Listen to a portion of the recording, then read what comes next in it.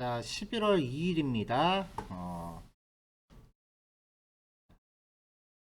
제가 이제 리액트를 이제 보고 있고요. 그 중에서 10단원 AJAX 처리하는 부분에 대해서 공부를 하고 있었어요.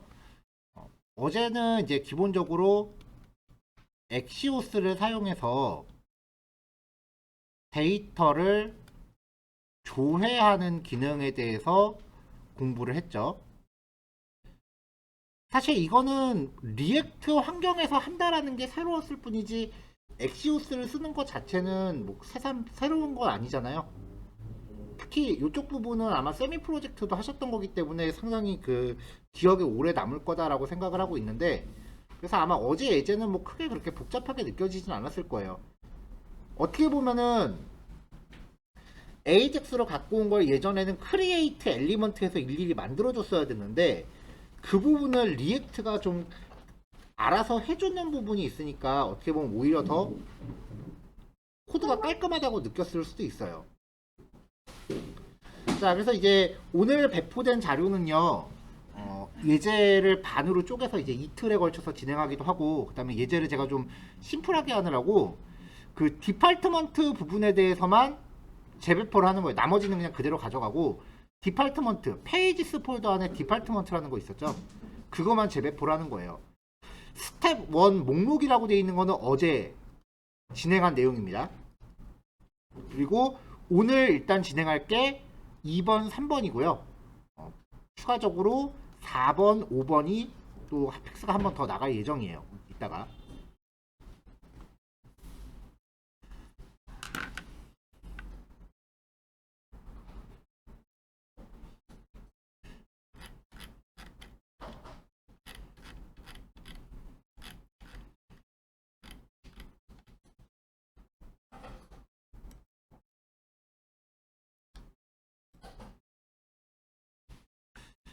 자, 그러면 이제 우리가 하려는 부분에 대한 이야기를 좀 넘고 갈게요. 여기부터 요 4번부터가 진정한 의미로 프론트엔드와 백엔드 개발, 흔히 말하는 웹 프로그래밍. 웹 프로그래밍의 영역에 접어드는 거예요. 우리가 그 AJAX를 논하기 전까지 했었던 거는 그냥 전부 다 일반 퍼블리싱 단계고요. 그러니까 우리가 여태까지 했었던 내용은 그 여기 학원 건물 기준으로 보면 13층에 그 퍼블리싱 교육 과정들 많거든요. 거기서 하는 거랑 똑같은 내용이고, 어떻게 보면 그쪽에서 하는 게 우리가 여태까지 했던 것보다 결과물이 더 이뻐요. 거기는 죽어라 디자인만 하는 반이라. 그러니까 13층에서 진행되는 수업들의 내용은 우리가 그 AJAX 우리 지금까지 수업에서 AJAX를 다 빼요. 그럼 이제 수업 범위가 딱 세팅이 되잖아요. 그걸 6개월 해요. 그러니까 우리가 3개월 동안 한 거를 13층에서 6개월을 해요. 대신에 우리는 안 이뻐도 된다고 얘기하잖아요. 제가 계속. 우리는 그 화면 UI에 대해서는 중요한 게 아니에요. 그건 디자이너들 업무예요. 이쁘게 보일 필요 없어요. 자, 그 여러분들 포트폴리오 프로젝트 하는 것도 어느 기본적인 그 모양새만 갖춰지면, 너무 디자인에 집중하는 거는 약간 옆으로 새는 거예요. 우리가 하는 거는 데이터 처리, 데이터라고 하면 좀 그렇다. 정보 처리. 사용자가 입력한 내용을 어떻게 핸들링 하느냐. 그리고 사용자가 입력한 내용을 어떻게 다른 사용자한테 보여주느냐. 이런 그 데이터가 흘러가는 플로우를 만드는 거지, 당장 눈앞에 보이는 화려한 이펙트에 집중하는 거는 프론트 개발의 업무 롤이 아닙니다. 포트폴리오 작업하실 때도 그거 좀 체킹하세요. 애니메이션 따위 안 들어가도 돼요.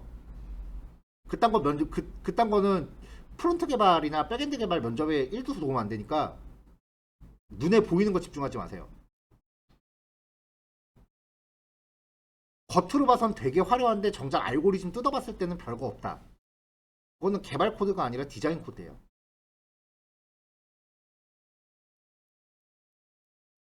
화려한 애니메이션 같은 거 너무 집중하시지 마시고요. 프론트 개발이라고 하는 거는 결국은 백엔드랑 뭔가 주고받으려고 하는 거예요. 이 주고받는 게 정보라는 거죠. 지금 요 이야기는, 여기부터 진행되는 이야기는 지금 우리가 프론트엔드 입장에서 이야기를 하는 거기 때문에 제가 이 얘기를 지금 처음 하는 건 아니에요. 근데 여태까지 이제 프론트 입장에서만 얘기하는 거기 때문에 아직까지도 약간 두리뭉실하게 느껴질 수 있습니다. 왜냐면 오늘 얘기하는 건 요거밖에 없으니까. 이게 완벽하게 이해가 되려면 이쪽 부분에 요거까지 같이 이해를 해야 돼요. 그래서 프론트엔드 개발자건 백엔드 개발자건 일단 요 전체적인 그 시스템 구성 방안은 알고 있어야 되기 때문에 양쪽을 일단 다 경험은 해봐야 된다는 얘기예요. 가장 잘못 생각하는 게 나는 프론트 개발자 하고 싶으니까 여기까지만 수업 듣고 뒤에 거는 뒷전으로 해야지. 굉장히 그 편협한 생각입니다. 그러니까 내가 직접 코드를 되게 잘 구현하지는 못하더라도 그 수업 예제 정도를 딱 봤을 때 이게 어떤 그 기능을 하는 거구나 정도를 해석할 수 있을 정도로는 전체적인 흐름을 알고 계셔야 돼요.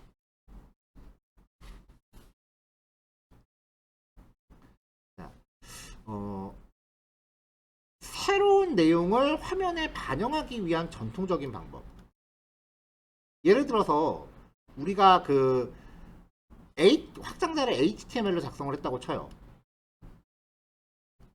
근데 페이지를 만든 다음에 내용이 나중에 바뀌었어.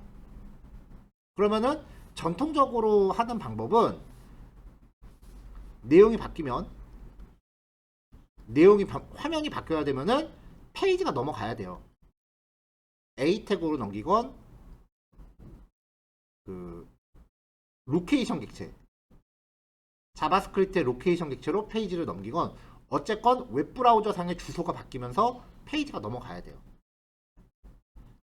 정 안 되면 여기서 새로 고침이라도 해야 돼요.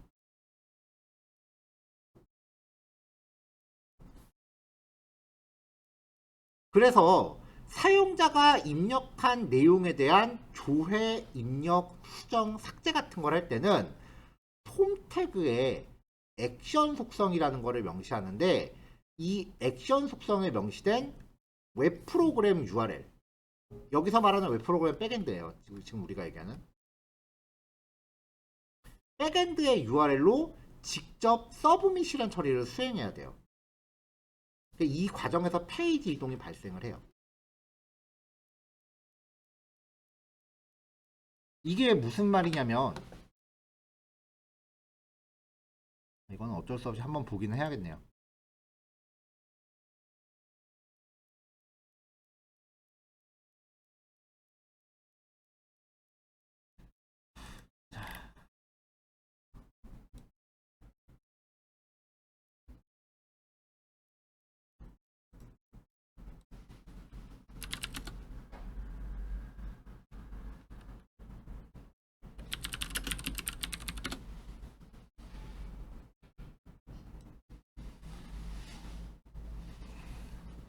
자, 노드 프로젝트의 봉인을 해제하고 있어요.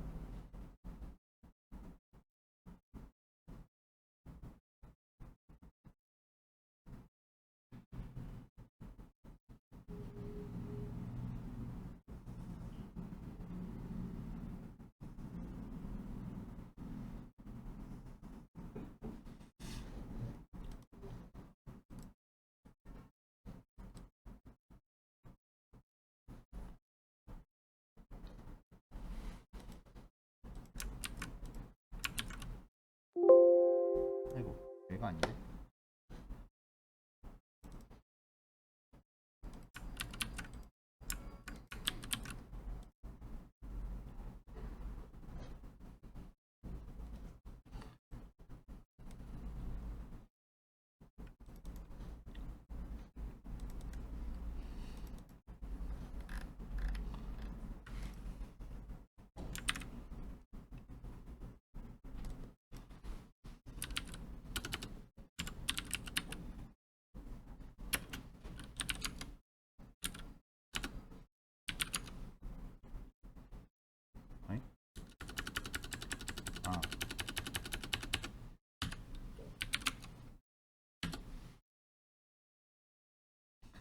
자, 이게 지금 백엔드가 가동을 한 거거든요.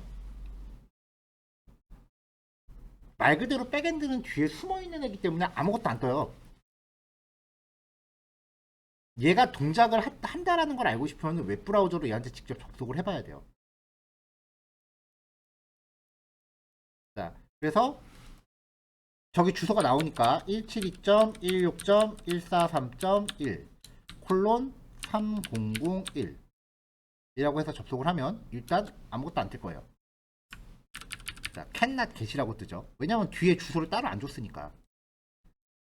자, 요거 요 부분은 제가 예전에 보여드린 적이 있어요. 뭐 있냐면은 백엔드가 가동을 할 때 어떤 폴더 하나를 연결하면은 주소 입력하고 그 뒤에 나오는 값은 이 폴더 안에 있는 파일을 찾는다는 거죠.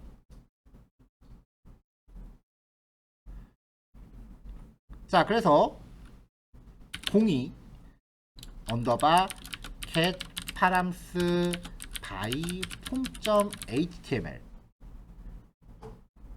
이라는 파일로 HTML 파일의 이름을 입력하면은 이 주소를 이 폴더 안에서 찾아서 우리한테 보여줍니다.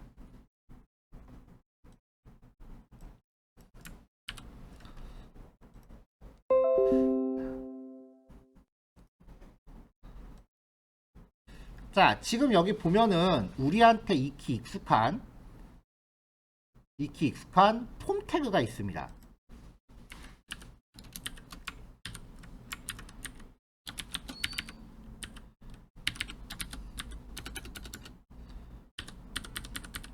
자, 이거는 지금 백엔드 관련된 내용이 아니라 프론트엔드의 원리를 이해하는 거예요. 폼 태그의 메소드가 get이라는 게 있고요. 그 다음에 액션이 언더바 send get이라고 돼 있어요. 이 send get이라는 거는 백엔드의 주소예요. 그래서 얘가 어딨냐면은 지금 제가 여기에 이 파일을 봐야지. 여기에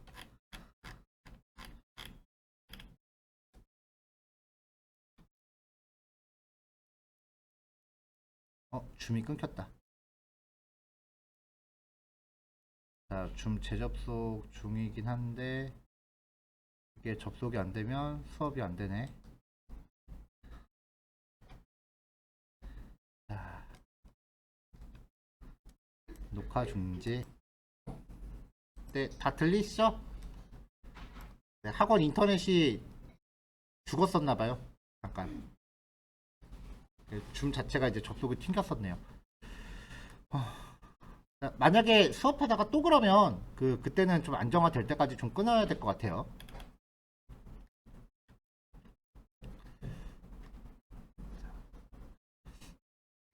자, 여기에 지금 라우터 노드에서도 맨날 보던 애죠. 리액트에서도 맨날 보던 애죠. 리액트의 라우터와 노드의 라우터는 역할이 비슷해요.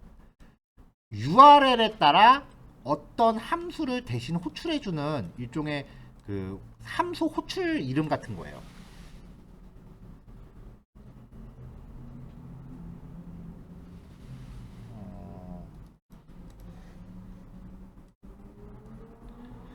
어디 여러분 지금 단톡방에 제가 올라온 거 보니까 제 말이 많이 끊기나요? 그럼 네, 이건 범인은 100% 지금 학원 인터넷이 지금 상태가 안 좋은 거거든요. 한번 나갔었으니까 일단 제가 지금 녹화 중단하고요. 자, 이어서 진행할게요. 다들 보이시죠? 네.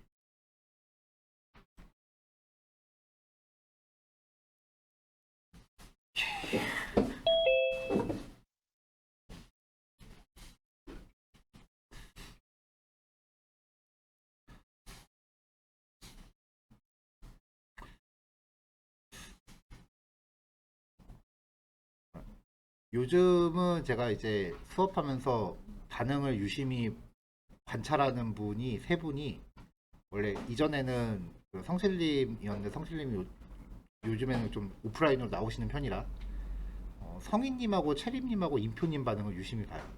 리액션이 좋은 세 분이셔서 잘 부탁드립니다. 그게 중요한 게 어, 오프라인 수업은 좀 표정을 봤을 때 좀 분위기가 이해가 잘 못하는 것 같다 그럼 설명을 다시 하는데 줌은 그게 안 보이잖아요. 그러니까 여러분들이 이해를 했는지 안 했는지 제가 체킹을 못하고 진도를 계속 나가게 되는 게 줌 수업의 제일 큰 단점이에요. 그래서 특히 성인님 같은 경우에는 이해가 되면은 본인이 고개를 되게 크게 끄덕이세요. 그게 굉장히 좋은 지표가 돼요, 저한테. 속도 조절하는 거예요. 자, 어쨌건 다시 들어갈게요.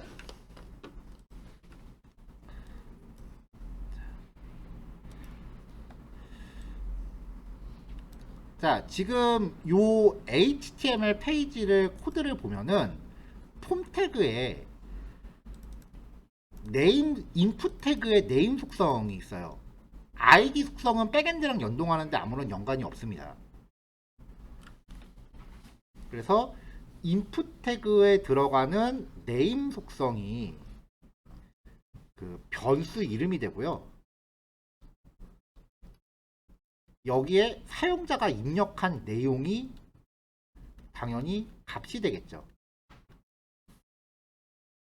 이게 이 백엔드로 전송이 되는 거예요. 요 주소와 매칭된 백엔드로. 그게 말이 전송이지 그냥 단편적으로 얘기하면 함수 호출하는 거라고 보시면 돼요. 그러면 이제 요 주소를 갖고 있는 백엔드 함수 얘거든요. 얘한테 얘가 지금 콜백 함수가 있는데 전부 req라고 하는 파라미터를 갖죠. 첫 번째가 이 req가 리퀘스트란 뜻이거든요. 요청. 그러니까 프론트에서 백엔드한테 전달하는 모든 정보가 백엔드 코드 이 리퀘스트라는 객체 안에 하위 객체로 포함이 돼요. 그 중에 쿼리 req.쿼리라는 객체 안에 인풋 태그의 네임 속성으로 키가 다 그 변수들이 다 생기고요. 그 안에 값들이 다 들어가요.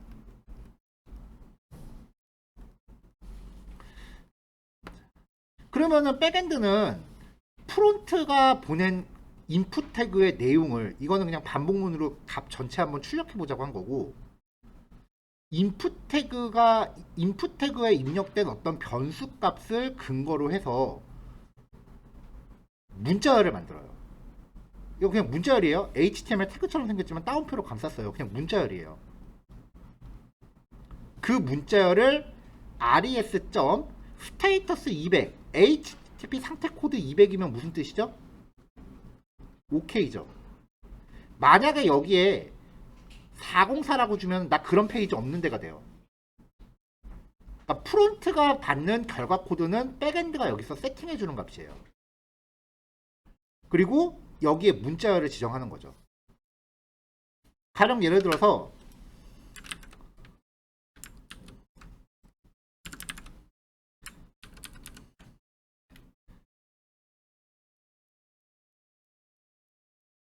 자, 여기에 제가 그냥 HTML 태그 걷어내고 문자열로 바꿔볼게요.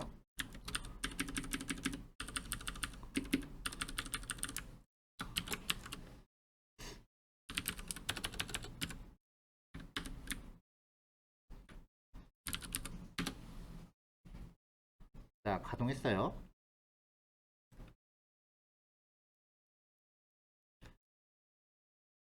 자, 이제 여기에 100 더하기 200 이상한 값 넣고 유저네임, 패스워드, 이메일 주소 이렇게 해서 전송을 하면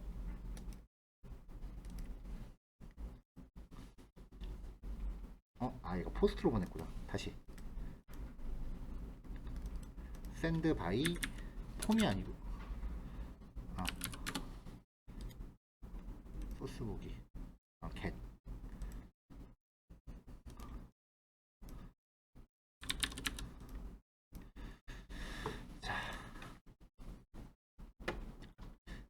자, 버튼 누르기 첫 번째 특이사항 이거 전에도 한번 얘기했었는데 비밀번호 입력할 때 사용자한테 이렇게 보이잖아요.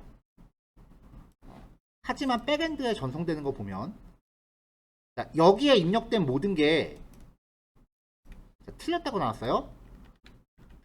자, req.query라고 하는 게 제이슨 객체고요. 반복문 돌면서 전부 출력하고 있거든요. 여기 보시면 프론트가 전송한 내용이 전부 다 출력이 돼요. 백엔드가 동작하는 거는 화면에 안 보여요. 자, 특이사항 비밀번호 별표로 찍히는 거 1도 소용없어요. 이미 여러분들의 비밀번호는 다 온라인 어딘가에 둥둥 떠다닌다고 보셔야 돼요.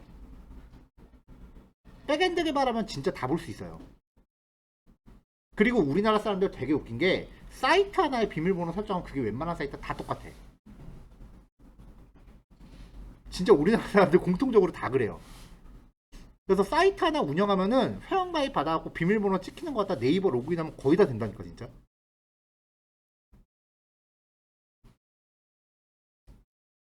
자, 이렇게 프론트한테 받은 거. 자, 여기 보시면은 이름이 엔셔고 유저네임, 패스워드, 이메일 이렇게 돼 있죠. 요 변수의 이름이 인풋 태그의 네임 속성이에요. 그리고 프론트가 문자를 만들어서 샌드, 전송을 했죠. 아, 백엔드가 HTML이라는 문자를 만들어서 샌드, 전송을 했죠. 그러면 그 전송된 게 이렇게 웹브라우저에 나오는 겁니다. 현재 웹브라우저 상에 보이는 주소는 백엔드 주소죠. 그러니까 이게 전통적인 전송 방식이에요. 폼 태그에서 전송 버튼을 누르면은 그 백엔드에 가서 접속을 하는 거예요. 실제로 웹브라우저가. 이렇게 되면 백엔드도 그래도 실체를 갖기는 하죠. 브라우저에 표시가 되니까. 자, 근데 백엔드에서 그 이렇게 전송을 하면 브라우저 소스 보기 하면 진짜 요 내용만 나와요. 그러면은 웹브라우저에 표시되는 거니까 최소한 뭔가 비슷하게 모양이라도 갖춰주려면 출력하는 문자를 HTML 코드 형식으로 만들어줘야죠. 그래야 뭔가 이제 디자인이 먹힐 거 아니에요. 그럼 실제로 웹페이지를 다 만들어줘야 된다. 이게 온전한 웹사이트다라고 하면은 이 보기에도 끔찍한 이 HTML 코드를 여기에 다 때려박아야 된다고요.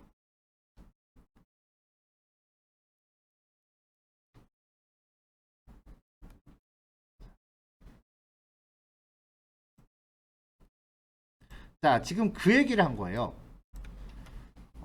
사용자가 입력한 내용을 갖고 어떤 그 처리를 하려면은 폼 태그 액션 속성에 명시된 웹 프로그램, 이게 백엔드의 URL로 직접 서브밋 전송이에요.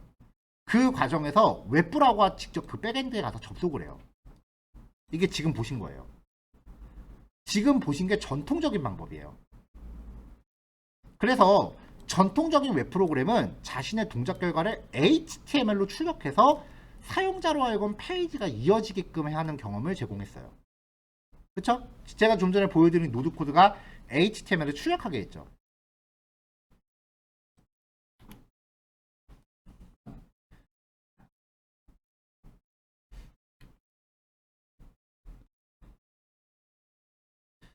자, 근데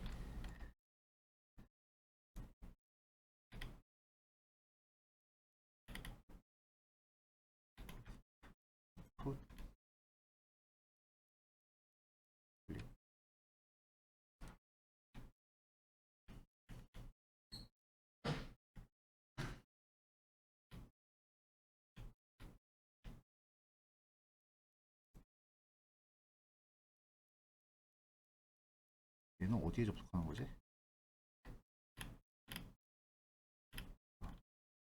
샌드 계시구나. 자, 근데 이거를 AJAX 방식으로 처리를 하면 원래 이제 웹브라우저는 폼 태그로 작성을 하면은 여기 입력된 내용을 가지고 실제로 그 백엔드 페이지로 접속을 한다. 그러면은 백엔드는 웹브라우저에 그래도 뭔가 그럴싸한 걸 보여줘야 되기 때문에 HTML을 통짜로 출력해야 된다. 이게 옛날 방식이에요. 근데 이제 AJAX라는 방법이 고안되면서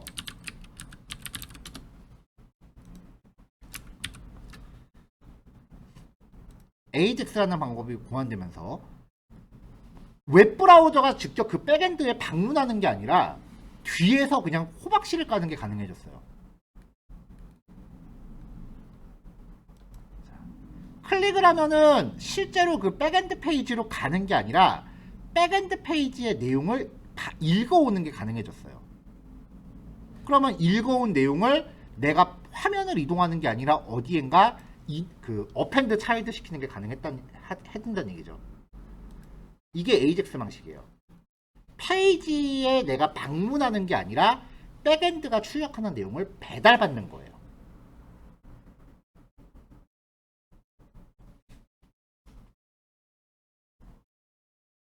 자, 그러면 이제 이렇게 백엔드가 HTML 결과를 전송해 줄 수도 있는데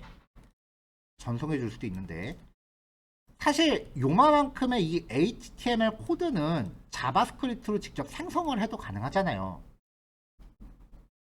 그러니까 그 다음부터는 알맹이만 보내는 거예요. 요 디자인 코드는 네가 알아서 만들어라고 하고요. 왜냐면 백엔드 입장에 두 가지 이유가 있는데, 일단 백엔드 입장에서 HTML 코드 이렇게 다 출력시키는 거, 아까 거기처럼 되게 출력시키는 거는 이렇게 출력하는 건 겁나 빡세고요. 그리고 이게 지금 네트워크 상으로 오고 가는 거기 때문에 글자 수가 즉 전송량, 통신에 사용되는 용량이 돼요. 파일 용량하고 똑같은 개념이에요. 그러니까 글자 수가 많아질수록 전송 속도도 느리고 비용도 많이 들어요. 그러니까 여기 전송하는 내용을 HTML 하나 JSON 열게요. 리절트는 정답입니다. 라고 이렇게 하고 위에 거를 주석으로 막아버리면, 자, 여기에 샌드 되는 게 지금 JSON 객체죠. 그러면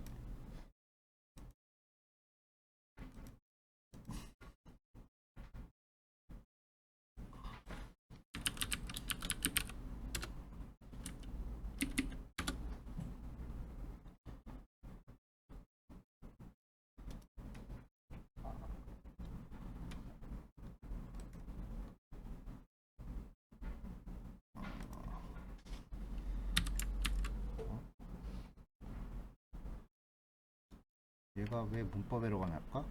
아, 여기 세미콜론 찍었구나. 미안해요. 자, 이렇게 그 샌드 하는 거에다가 제이슨을 넣어주면은 백엔드는 그 페이지 이렇게 제이슨으로 출력을 해줘요.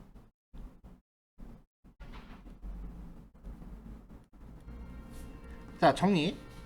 옛날 방식은 프론트가 백엔드한테 전송한 웹브라우저 직접 글로 갔어요. 아, 식당에 매장 방문한 거랑 똑같은 거야. 근데 AJAX라는 방식이 고안되면서 백엔드가 출력하는 내용을 배송받을 수 있게 됐어. 근데 배송을 좀 더 빨리 받으려고 하다 보니까 글자 수를 줄여야 돼. 그 결과 HTML을 통째로 주는 게 아니라 그냥 알맹이만 JSON으로 주자. 그리고 HTML은 프론트가 직접 생성해내자. 그게 현재 개발 방식으로 굳혀진 거예요.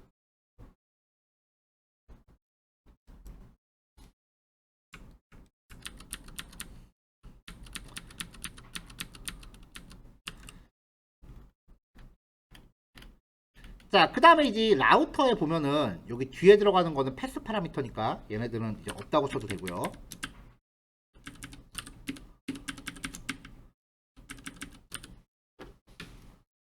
접근할 수 있는 주소가 전부 다 프로덕트로 똑같죠.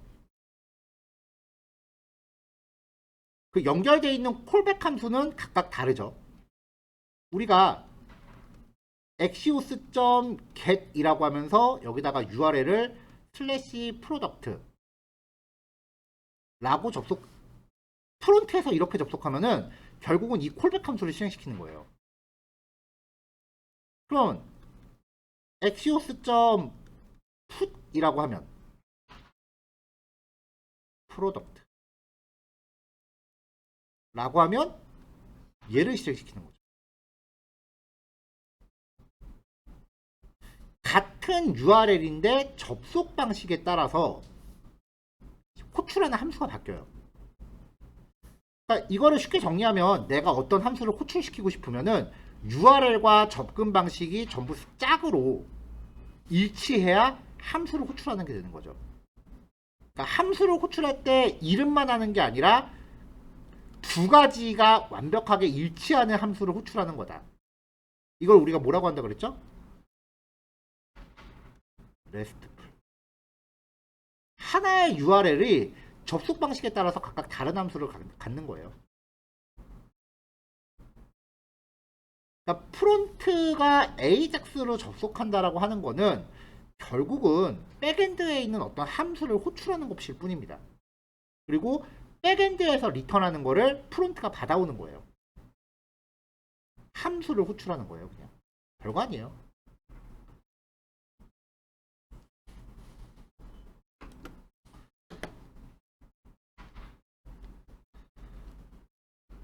자, 그러니까 이제 어떤 기능이 하나가 구현이 완성이 되려면 프론트 쪽 코드랑 백엔드 쪽 코드가 같이 짝으로 맞아야 된다는 거고요. 그다음에 여기 보면은 이제 세션이라고 하는 기능이 있는데 이건 백엔드에서밖에 제공을 못하는 기능이에요. 이 세션이라고 하는 요 기능이 로그인 구현에 사용이 돼요. 그래서 백엔드 예제 중에 로그인 예제가 있어요. 만약에 그래서 저희는 프론트엔드 개발만 할 겁니다라고 하면 그조는 로그인 구현을 못한다고 하는 게 그래서 그러는 거고요. 포스트는 로그인, 딜리트는 로그아웃, get은 로그인 여부 확인, 그런 기능이고, 백엔드에서 메일 발송 보내는 기능이 있어요.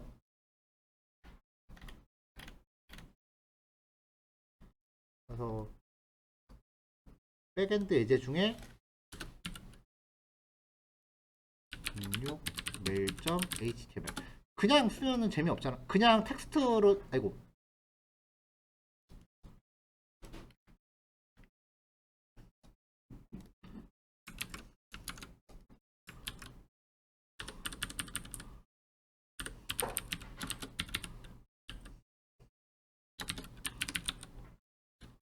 그냥 텍스트만 적으면 재미없잖아요.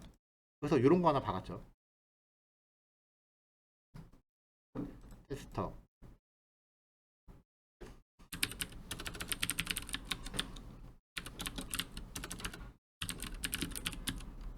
아, 발송자는 지메일이어야 되고.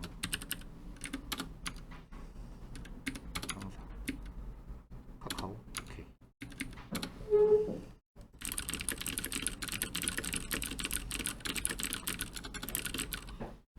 하고 뭐 이런 것도 하고 이런 것도 넣고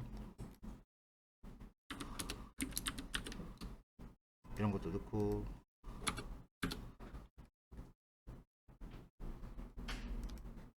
이런 것도 넣고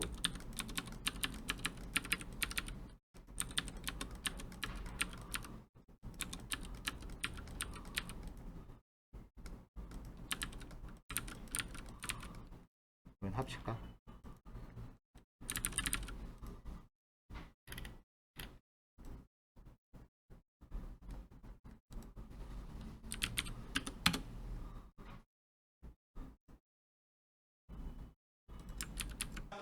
자, 유튜브 주소는 복사해서 이것도 넣어보고. 아, 이거 퍼가기 금지했나보다.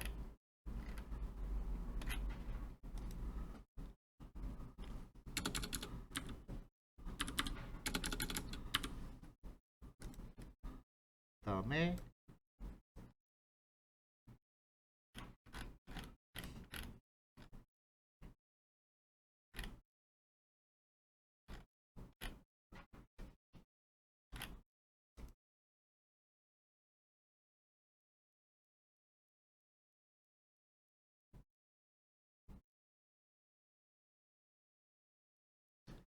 이미지 하나 끌어다가 넣어볼까요? 들어가나? 아, 이건 코드가 좀 필요한 부분이긴 해서.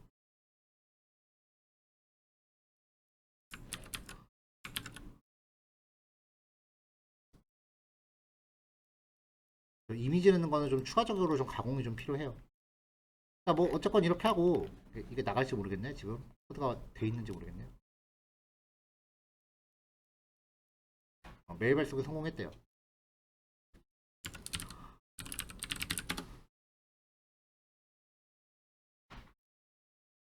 네.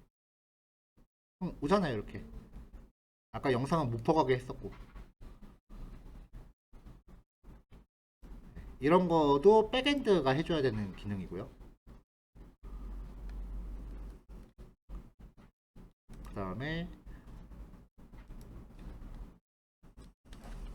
7 업로드 월키터 미팅.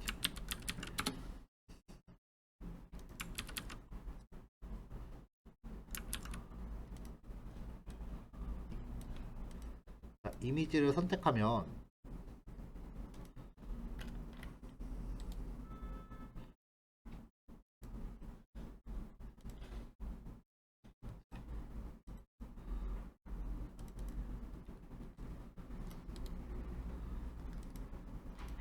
자, 여기가 지금 백엔드에 연결되어 있는 폴더예요. 백엔드가 업로드를 받은 파일을 보관하려고 만들어진 폴더예요. 여기다가 이미지를 전송을 하면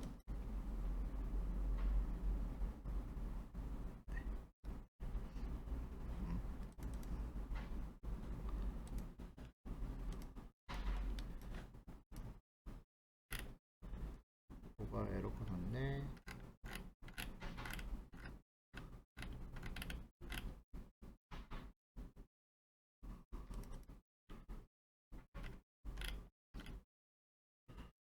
로거 is not defined. 코드가 좀 뭐가 문제가 파일을 잠시만요.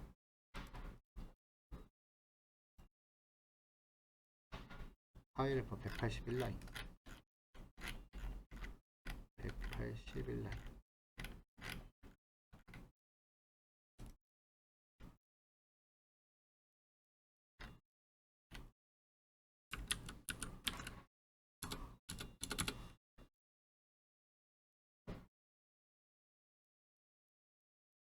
그러네.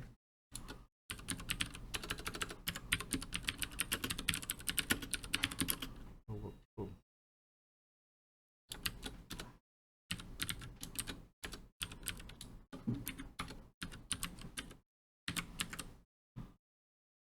자 다시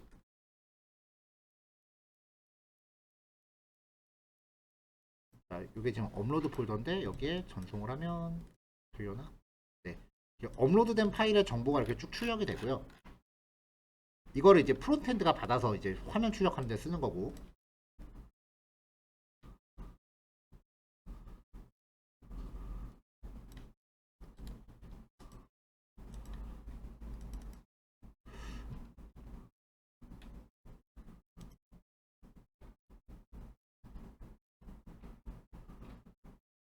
근데 파일이 저장이 안 됐지? 또 에러 났네? 에이.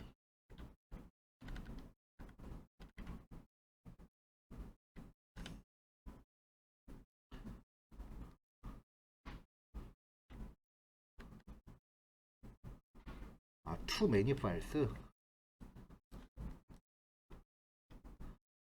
파일 전송이 너무 많대요. 3개만 합시다.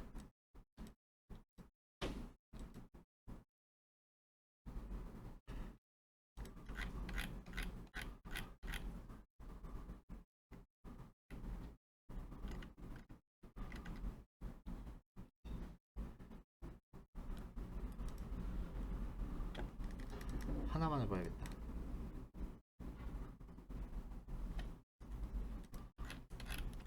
계속 똑같은 문제네. 이건 제가 나중에 코드를 좀 확인해 보기로 하고 싱글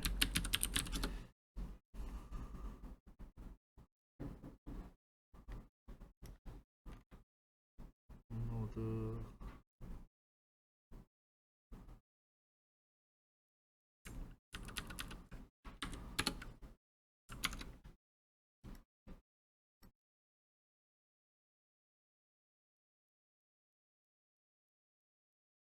아 됐다.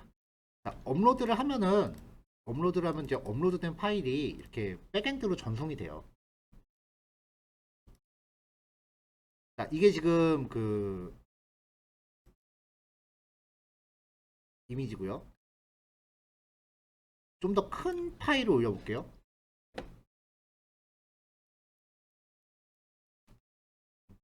지금 이거를 보여드리는 이유가 이거를 지금 미리 한 번씩 보여드리지 않으면은 여러분들이 그 프로젝트 기능 구상하면서 좀 잘못 생각하는 부분이 좀 있을까봐 백엔드에서밖에 못하는 것들을 미리 한 번씩 보여드리는 거예요.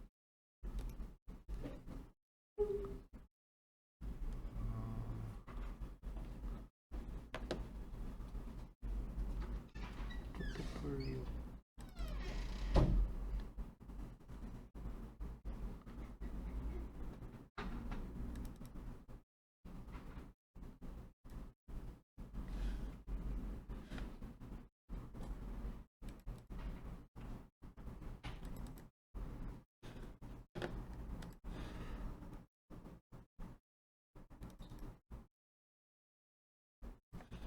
드롭박스에서 안 받았구나.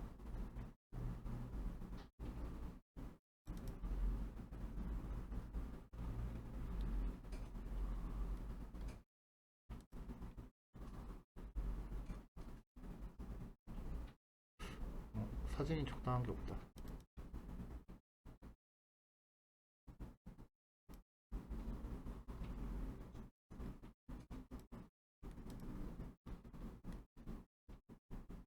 좀 큰 사진이 필요한데 인터넷 하나 받을게요. 지금 보여주고 싶은 게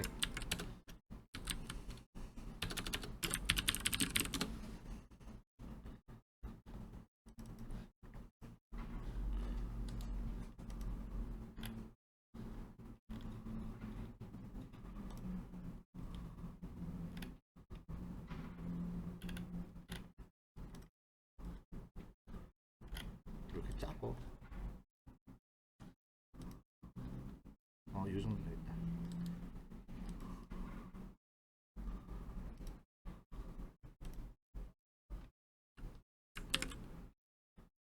자, 지금 요 이미지는 해상도가 가로가 5000이 넘어요, 지금.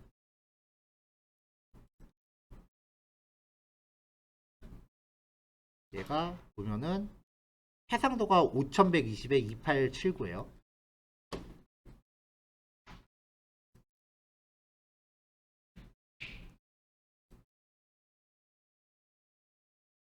자, 저런 사진 하나를 이제 업로드를 한다고 치자고요.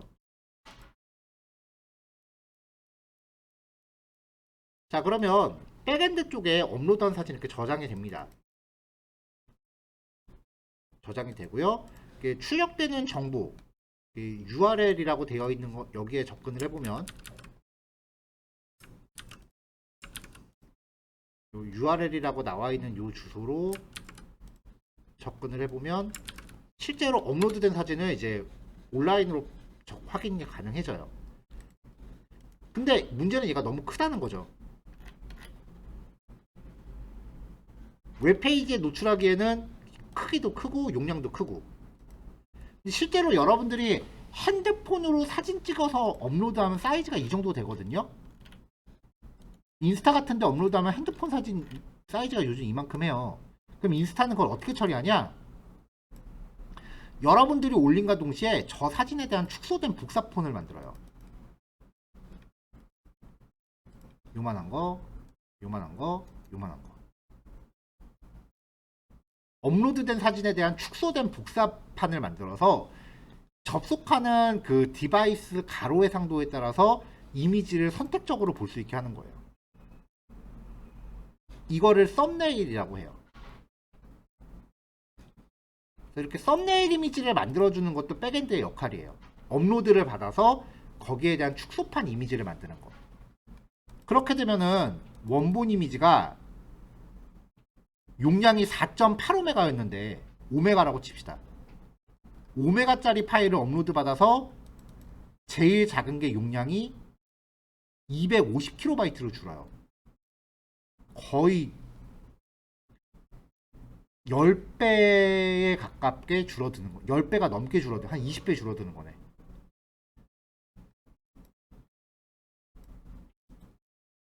이렇게 썸네일을 만들어낸다던가 이런 기능적인 면이 중요한 거예요.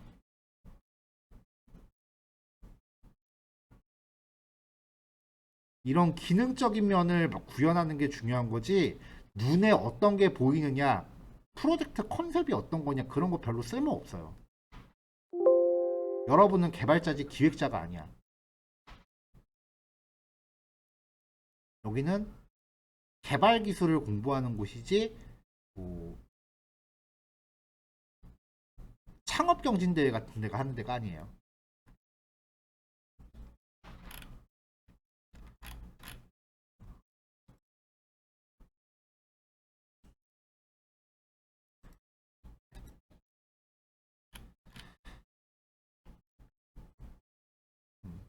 그 밖에 이제 나중에 가면 이제 그 데이터베이스 관련된 알고리즘을 어떻게 구현하느냐, 이런 것들이 중요해요.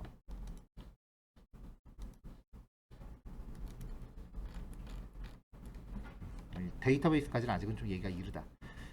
자, 다시 돌아갈게요. 자, 얘는 이제 그만 보고.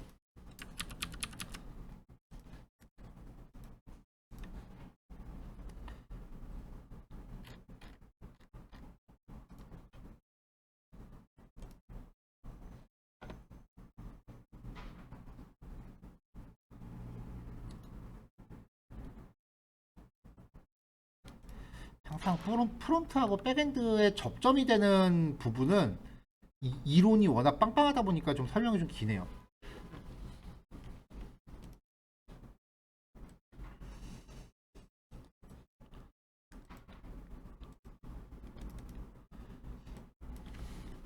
자, 다시 보던 내용으로 돌아와서요. 그래서 모던 웹사이트는 AJAX라는 방법이 고안되면서 웹 프로그램이 페이지 이동 없이 백그라운드로 데이터를 전송할 수 있다. 그러니까 백엔드가 출력하는 내용을 웹브라우저가 직접 가서 가져오는 게 아니라 배달받을 수 있게, 전달받을 수 있다라고 표현, 배달받을 수 있게 됐기 때문에 폼의 입력 내용을 페이지 이동 없이 웹 프로그램에 전송할 수 있었어요. 그래서 백그라운드는 처리 결과를 굳이 HTML로 줄 필요가 없고 JSON으로 출력해서 간결화시키는 게 가능해졌다라는 거고요. HTML에서는 자바스크립트로 웹 프로그램에 전달하는 JSON을 조절을 받고 이걸 화면에 반영하는 형태로 변모됐습니다. 이게 최근에 프론트엔드와 백엔드 개념이죠. 그래서 사실 옛날에는 웹 개발자라고 하면 웹 개발자 한 명 이거 다 했거든요. 근데 프론트하고 백엔드라는 개념이 나오면서 이게 분리가 되면서 백엔드 개발자 입장은 사실 되게 좋아요. 하던 일이 갑자기 60% 정도가 없어졌어. HTML하고 CSS 옛날 백엔드 개발자 했어야 돼. 왜냐면 결과 출력해줘야 되니까. 근데 안 해도 돼. 갑자기 일이 확 줄어요. 백엔드 입장에서. 겁나 신나는 거야. 왜냐? 일이 줄어도 월급은 안 줄었거든.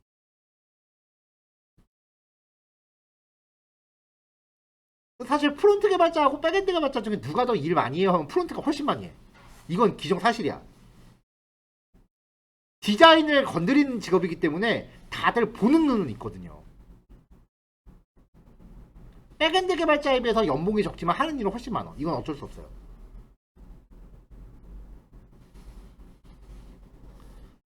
왜냐면 이쪽에 비해서 백엔드가 공부하기가 훨씬 어렵거든.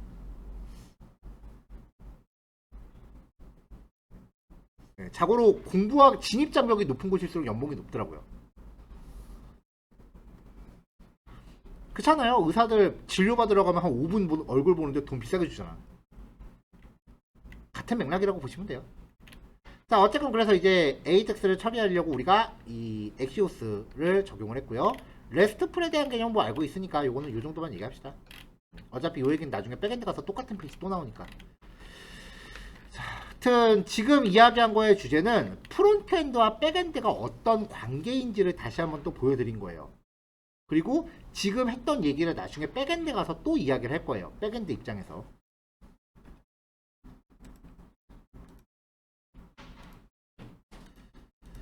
자, 그래서 이제 배포된 자료를 보시면 페이지스 안에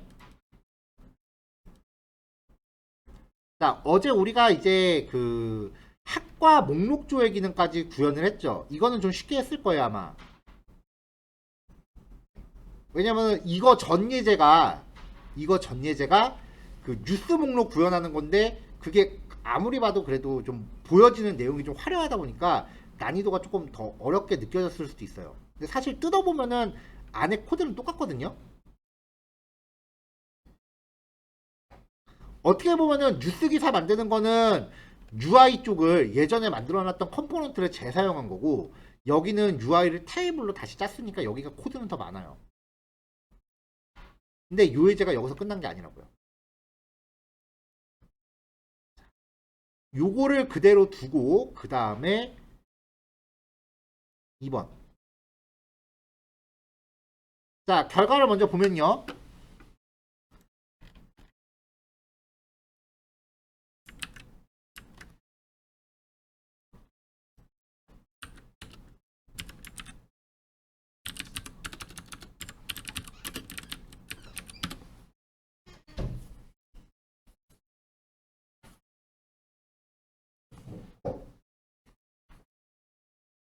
어라?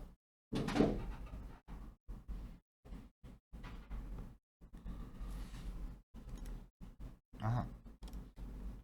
내가 여기 코딩을 하다 말았구나. 잠깐만요. 여기 코딩을 하다 말아서 잘못 넣은 거 없던 건 지우고. 자, 학과 관리 들어가면요. 자, 일단 스텝 2에서는 이 검색 기능을 구현할 겁니다.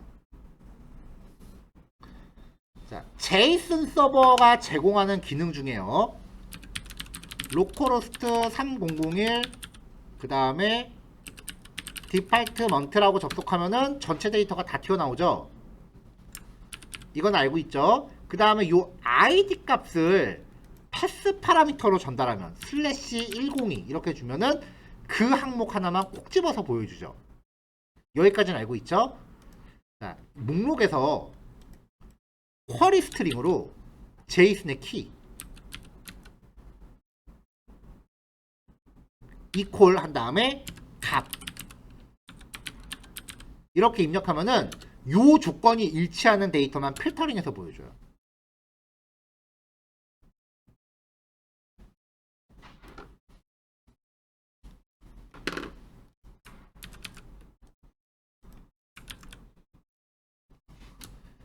자, 여기 인코딩이 됐는데 이젠 1403호 이렇게 된 거죠. 자, 그러면 제이슨 서버가 록이라고 하는 요 필드에 값이 1403호인 항목만 다 필터링을 해줍니다.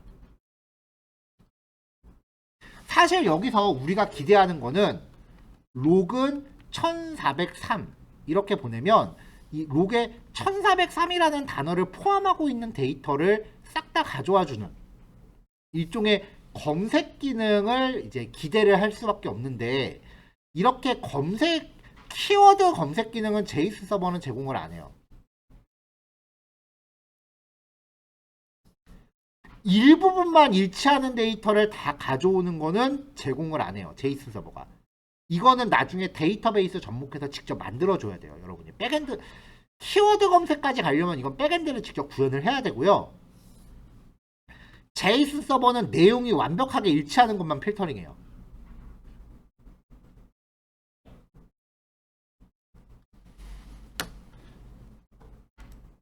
그러니까 이제 그 학과 이름으로 검색을 했을 때 내가 그 학과 이름에 D 네임이 공학이라고 검색하면은 데이터가 아무것도 안 나와요.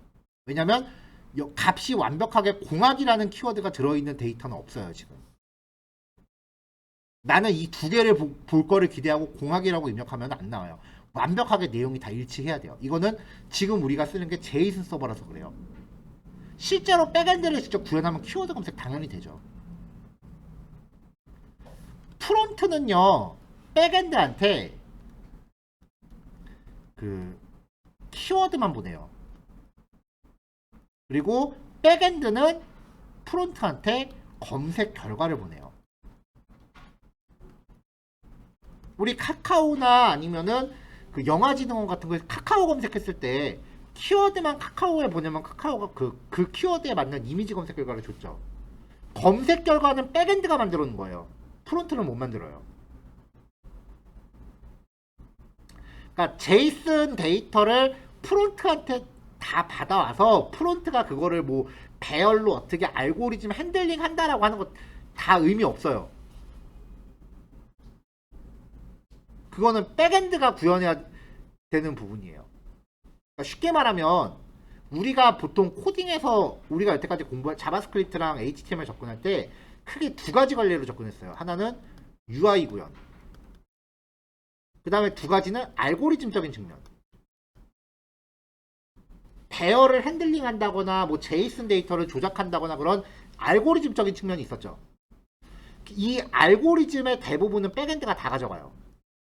프론트엔드는 알고리즘을 구현할 권한이 없어요.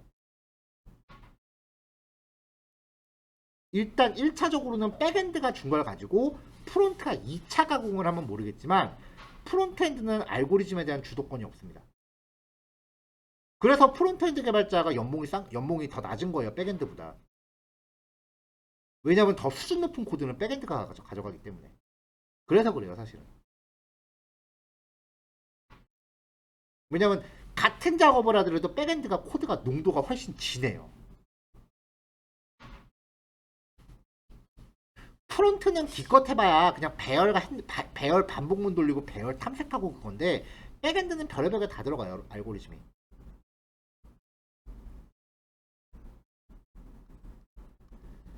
자, 어쨌건 여기서 우리는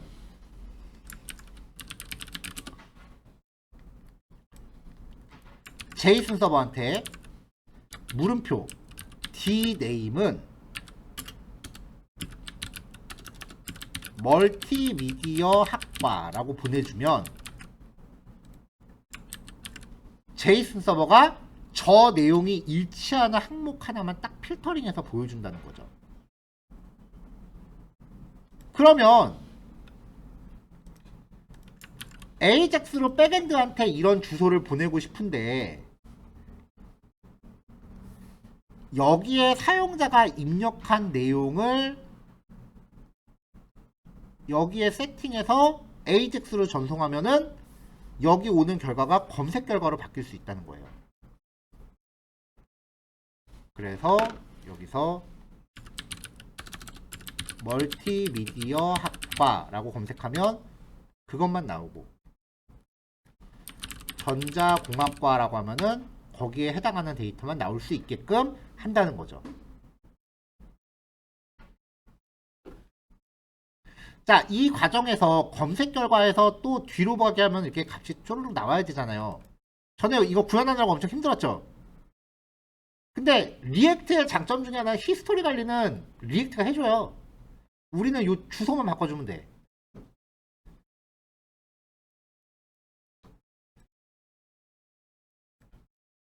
자, 그래서 어디 갔냐. 자, 두 번째 단계부터는 기존 코드에서 계속 업그레이드 되는 거기 때문에 변경된 사항을 제가 강조를 해놨고요. 특별히 변경되는 부분이 없는 부분은 이렇게 생략이라고 해놨어요. 이게 무슨 말이냐면 요 async 비동기 처리 함수와는 바뀌는 게 없다예요. 안 그러면 코드가 너무 길어지니까. 그러니까 이렇게 생략이라고 되어 있는 부분은 변경 없다는 뜻이니까 지우지 마세요. 그냥 그대로 두란 얘기예요. 기존에 했던 코드 여기 지우지 말고 그냥 그대로 유지하세요란 얘기예요. 자, 폼 태그니까요. 일단 검색 폼부터 만듭시다. 아래쪽에 검색 폼을 만들었어요.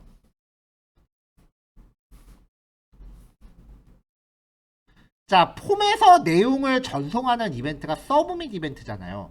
그래서 폼 태그에 on 서브밋 걸고 이벤트 핸들러 걸었습니다.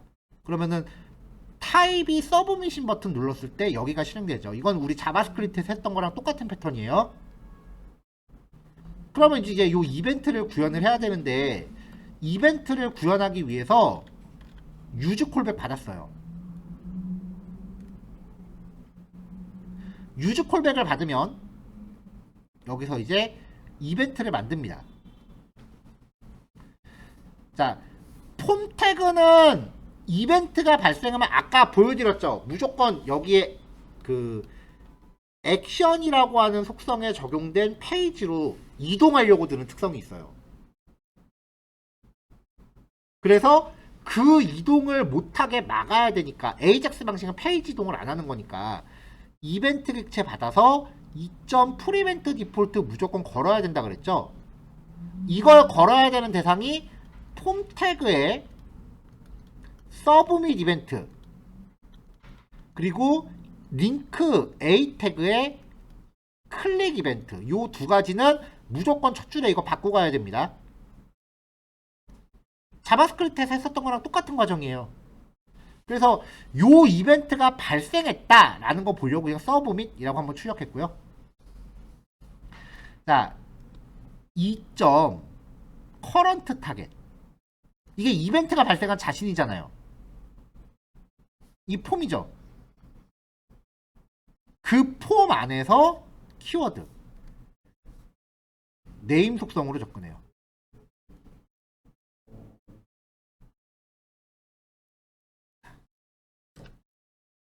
자, 표정들이 잠깐 좀 하는 것 같아서 예전 코드 한번 또 띄워볼게요. 자바스크립트가 어디 갔냐? 네. 할 얘기가 간단한 얘기가 아니에요. 조금 내용 그 시간이 좀 길어도 조금만 참아주세요.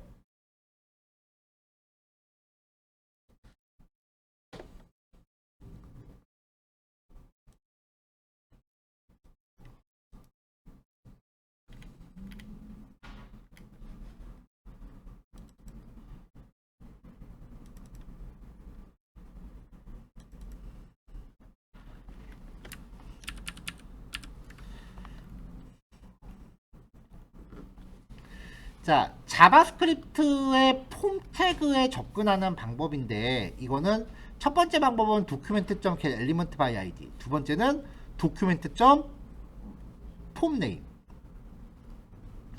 document.폼네임으로 접근한 거는 폼 태그인데 네임 속성이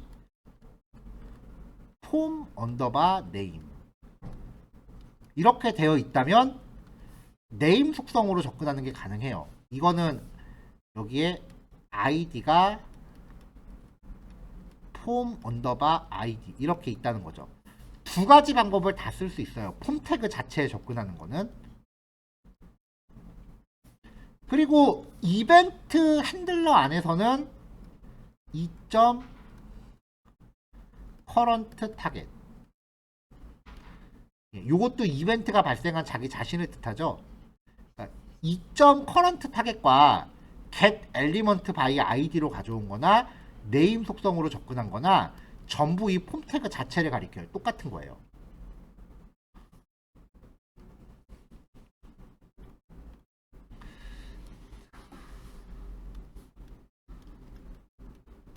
폼이 있고 인풋 태그가 있고 네임 속성이 input 언더바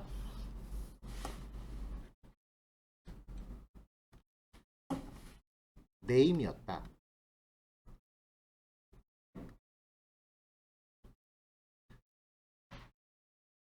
자, 이 my폼이라고 하는 객체가 이 폼을 의미한다고 칠 때 일단은 input 태그에 접근하는 게 id 속성이 있다면 그 id 속성으로 다이렉트로 접근할 수 있어요. 근데 리액트는 이 방식을 잘 안 쓴다 그랬죠. 리액트는 id 값에 대한 의한 바로 접근을 안 써요. 이거 쓰려면은 use ref 써서 참조 변수 만들어야 돼요.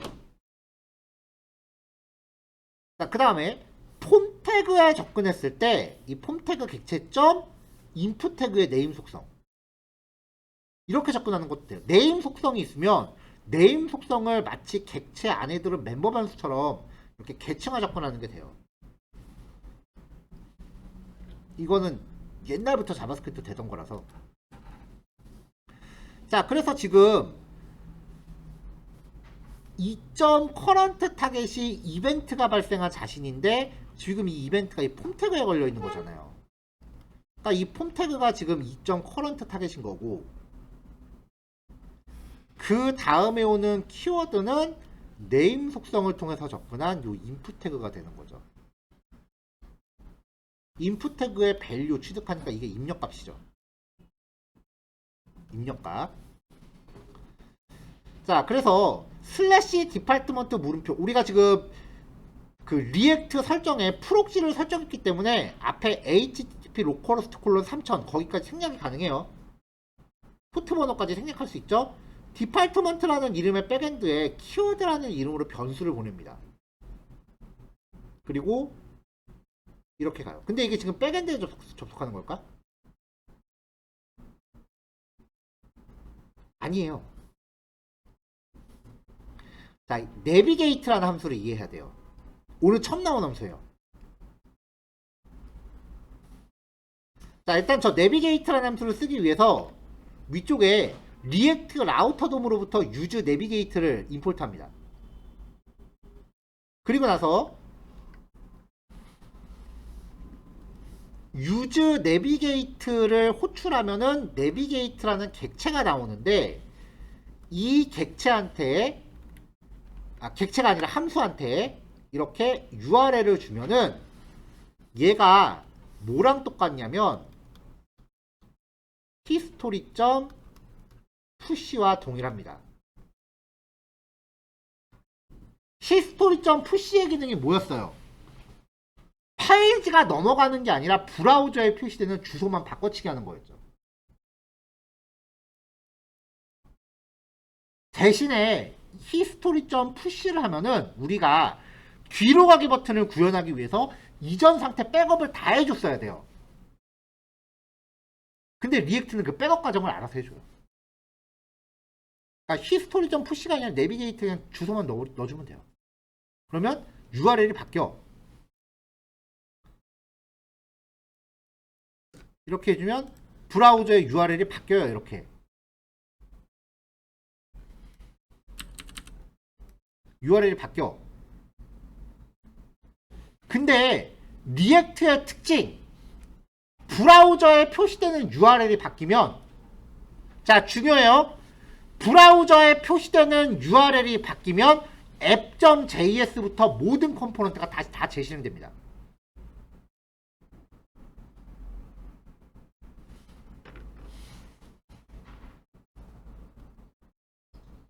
우리가 지금 이 전체가 app.js죠? 얘부터 다 다시 실행돼요. 그리고 그 안에 이거 메뉴 있죠? 메뉴. 그 다음에 밑에 페이지 밑에 이제 페이지 관련된 애가 있죠? 디파트먼트라는 페이지 소스가 있죠? 이게 여기부터 다 다시 실행돼요. 하위 컴포넌트까지 다. 근데 이 과정에서 지금 얘는 다시 실행을 안 해요. 왜 안 할까?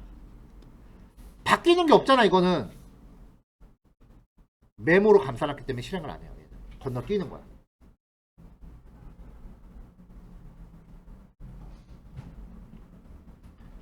근데 페이지는 재실행을 해야 돼.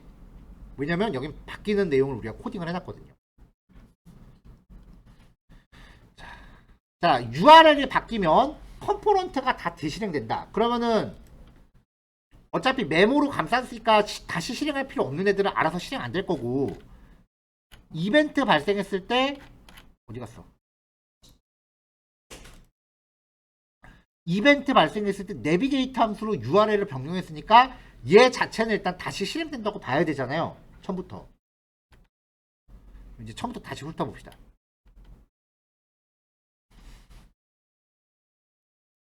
자, 유즈 로케이션. 요것도 노란색으로 그려야 되는데, 요것도 노란색으로 있어야 되는데 안 그렸네요. 자, 유즈 로케이션.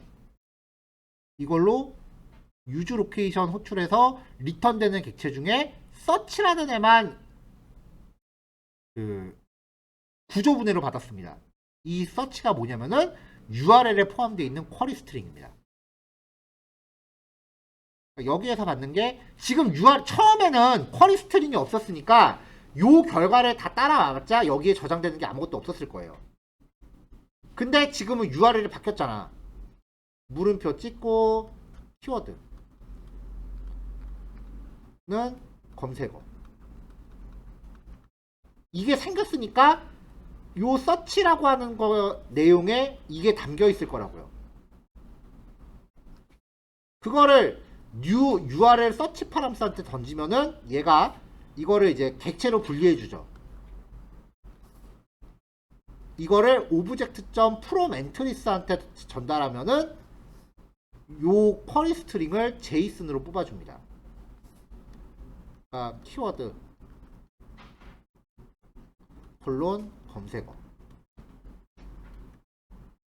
이렇게 JSON으로 만들어주는 게 이건데 키워드라는 애만 부조분해로 뽑아요. 그럼 이제 이 키워드는 사용자가 입력한 검색어가 돼요.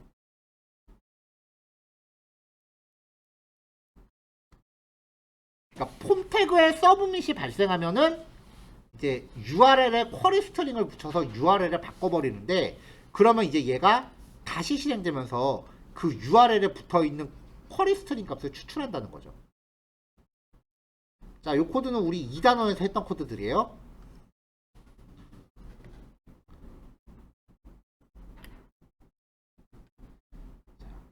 여기 코드가 여기 생략이 아니구나. 자, 여기 엑시오스 사용하는 부분에 생략이 아니라 코드가 추가가 되는 게 있는데 그 부분이 생략이라고 표시됐네요. 예, 요건 제가 요거 설명만 끝나고 나서 다시 재배포할게요. 자, 우리가 어제 했던 코드는 이거예요. 요거 그냥 무조건 디팔트먼트에 붙는 거야. 근데 이제는 키워드 값이 있다면은 물음표하고서 그 쿼리 스트링 값을 백엔드에 보내줘야 돼. 여기에 파람스라고 하는 제이슨 속성을 만들고요. 키워드가 있다면 dname은 키워드, 그렇지 않으면 널. 그래서 검색어가 있으면은 dname으로 백엔드한테 전송하고 그렇지 않으면 정의 안 한다. 그러면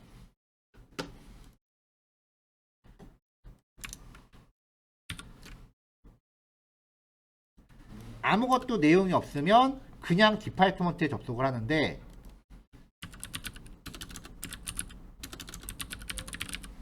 풀스택이라는 키워드를 넣으면은 여기 주소가 바뀌죠. dname 해갖고. 그러니까 결국은 백엔드에 전송하는 요 값을 만들어내기 위해서 흐름을 만드는 거예요. 요거 입력해서 이벤트 발생시키고 이벤트를 발생시킨 걸로 인해서 URL을 조작해서 여기를 바꾼다. 그러면 여기를 바꾸면 알아서 모든 페이지가 다시 처음부터 실행되니까 그 과정에서 URL에 있는 변수값을 취해서 백엔드한테 쏜다.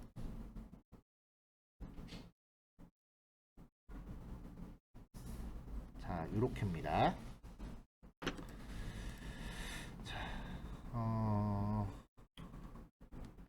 여기만 다시 배포해야 되죠?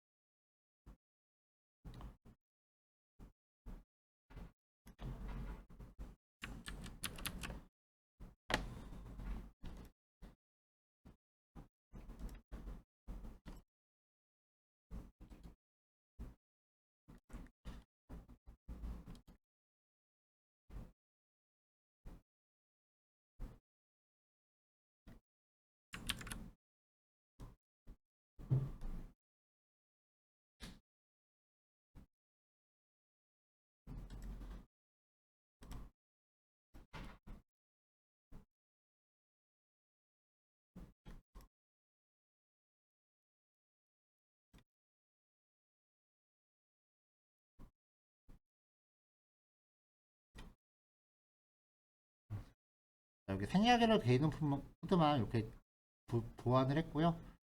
다음에 중요한 부분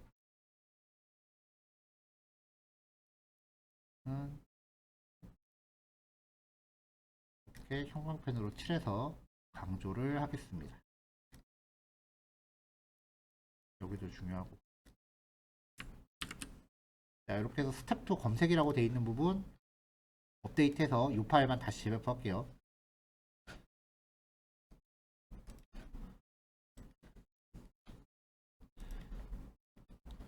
자, 어떻게 좀 따라오겠어요? 그 설명 최대한 차근차근 한다고 자세히 한다고 신경 써서 설명했는데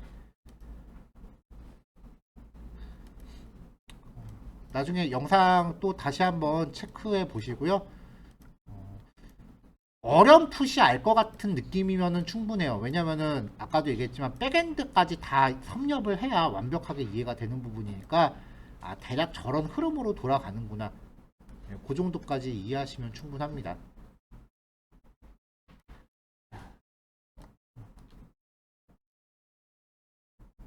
자, 일단은 좀 휴식을 취했다가 제가 12시 15분쯤에 12시 15분쯤에 시간이 혹시 더 필요하신지 체킹을 할게요. 자, 수업 설명 길었는데 듣느라고 고생 많으셨어요. 일단은 잠깐 물이라도 한 잔 마시고 그 다음에 실습합시다. 자, 여기까지요. 정신없다. 자, 다시 시작합시다. 지금 화면에 띄워놓고 있는 게 그 제이슨 서버가 쓰고 있는 데이터 파일인데 결국은 이 제이슨의 키가 그 URL에서 나오는 패스가 되는 거잖아요. 패스 경로요. 그래서 http:// localhost 혹은 127.0.0.1 두 개가 같은 뜻이라 그랬어요. 이것도 아니면 내 컴퓨터의 실제 IP. 내 IP 주소. 자, 요거를 이제 입력을 하고 콜론 포트 번호 3001이죠. 슬래시. 그 다음에 요 패스 값.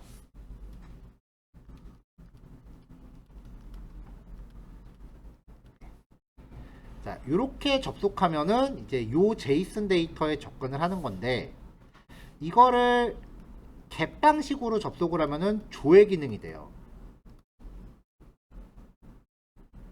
이때 여기 슬래시 하고서 id 값을 덧붙이면은 특정 데이터 하나만 조회하는 게 돼요. 여기까지는 몇 번 사용을 해봤어요.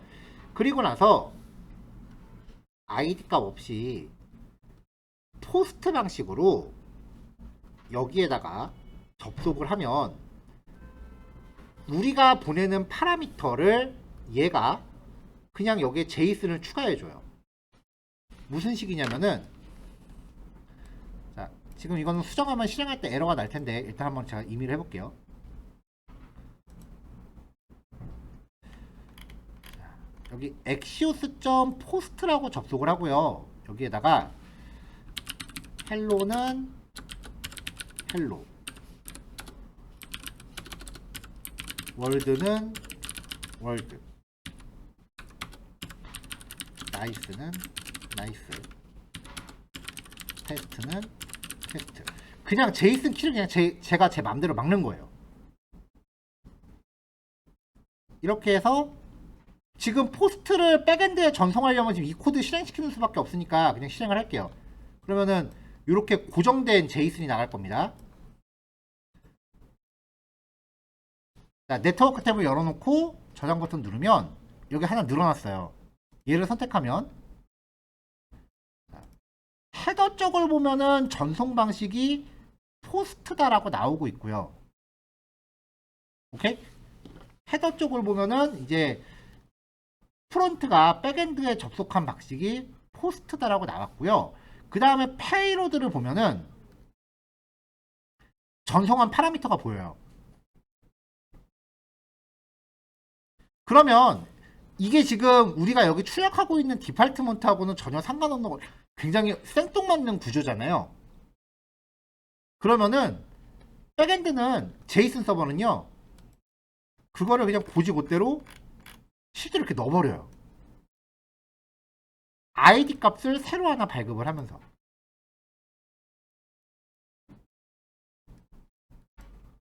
근데 이렇게 출력을 하면 우리 프론트엔드에서 데이터 출력할 때 얘네들을 출력하게 코딩했지 이런 거는 전혀 출력이 안 돼 있잖아요 지금. 그러니까 전혀 쓸데없는 값이 되긴 하겠죠.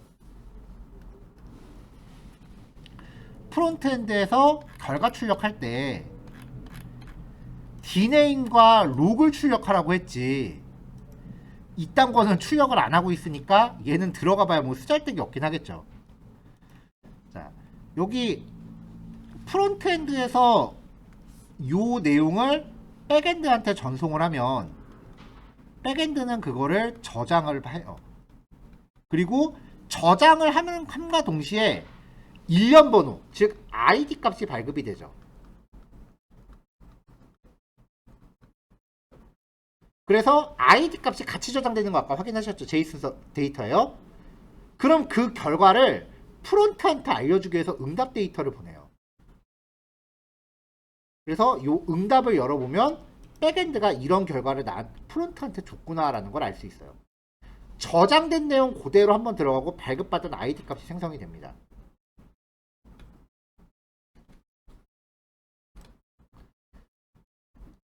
자, 이 쓸데없는 데이터는 이제 지울게요.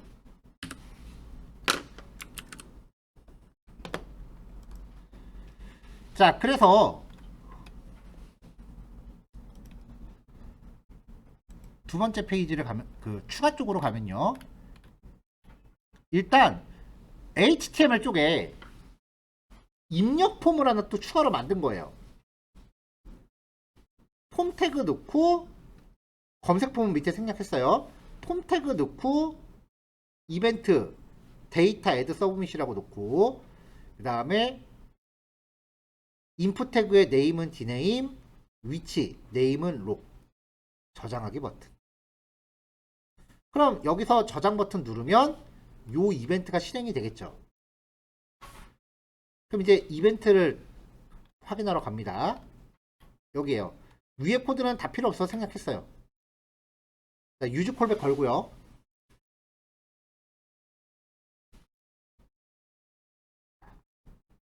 prevent 디폴트 걸고 페이지가 너무 많이 튀는데. 자, current 타겟을 변수에 담았어요. 왜냐면은 그냥 여기서 current 타겟 바로 써도 되는데 여기선 두 번 써야 되잖아요. 입력값 그러니까 코드가 길어질 거 아니에요. 그래서 변수에 담으면 그냥 짧게 접근할 수 있으니까. 자, 그래서 dname.value 여기 들어가는 요게 인풋 태그의 네임 속성이라는 거 기억하세요.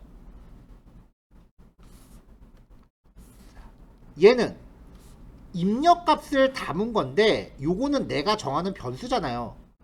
그러니까 여기는 내가 이름을 뭐라고 짓건 상관없어요. 여기는 뭐 A, B 이렇게 적어도 상관없어요. 내가 정하는 변수 이름이니까. 얘도 K라고 적어도 상관없어. 내가 정하는 변수니까. 다만 헷갈리지 말자고 보통 이럴 때 인풋 태그 이름과 변수 이름을 통일을 해요. 자, 그럼 얘를 백엔드한테 보내야 됩니다. 그러면 이제 로딩바 뿌리고 결과를 세팅하고요.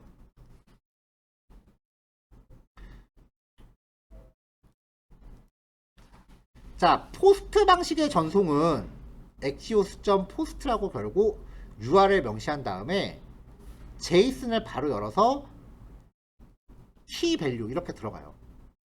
그러면 JSON 서버가 요 내용들을 그대로 데이터를 추가해 주는 거예요. 그러면 아까 확인했었던 그 저장 결과 요거 있죠, 요게 이 JSON에 담기는 거죠. 백엔드가 응답해주는 내용이 요 JSON에 저장된다. 그럼 여기서 우리가 요 내용을 백엔드한테 전송을 하면 백엔드는 그걸 저장을 하고 아이디를 발급하게 하겠죠. 그리고 그 결과를 일로 주면은 얘가 이제 출력해서 확인이 됩니다. 자, 근데 지금 이 내용은 이렇게 한 거는 백엔드에 저장을 시킨 거지 프론트가 갖고 있는 내용에 저장된 건 아니에요. 그러니까 우리가 AJAX를 통해서 get 방식으로 백엔드에 접속을 해서 결과를 제이슨을 받아오잖아요. 그럼 프론트는 이걸 출력을 하죠. 자, 요거는 일종의 데이터 복사예요. 백엔드가 갖고 있는 데이터를 복사해 오는 거예요. 근데 그 와중에 여기서 포스트 방식으로 이번에 요 내용을 백엔드한테 저장해 달라고 하면은 그거는 백엔드가 저장을 하는 거지 복사해 온 데이터까지 바뀌진 않는다고요. 그러니까 이렇게 저장을 한다 한들 프론트엔드에 뭔가 반영되진 않아요. 자, 무슨 말이냐? 제가 저 뒷부분 코드를 지워볼게요. 자, 111 222 하고서 저장 누릅니다. 그럼 요청 갔어요. 코드가 반영이 안 됐나 보다. 자, 111 222 하고 저장을 했어요. 날라갔죠? 이거 왜 아직도 저장이 안 됐냐? 아, 여기 그대로 있구나. dname은 dname, log은 log. 자, 저장. 자, 이렇게 저장됐고 또 눌렀어요. 15. 또 눌렀어요. 216. 또 눌렀어요. 217. 그러니까 백엔드가 갖고 있는 데이터는 누를 때마다 점점 이렇게 늘어나요. 근데 이거는 백엔드가 갖고 있는 것만 늘어나는 거지 이거 포스트로 전송한 거지 get으로 전송한 건 아니잖아요. 그러니까 여기 화면에 반영은 안 된다고요.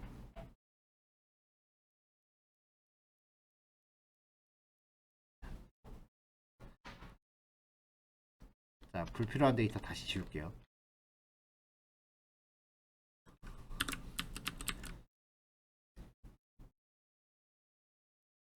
자, 삭제했고요.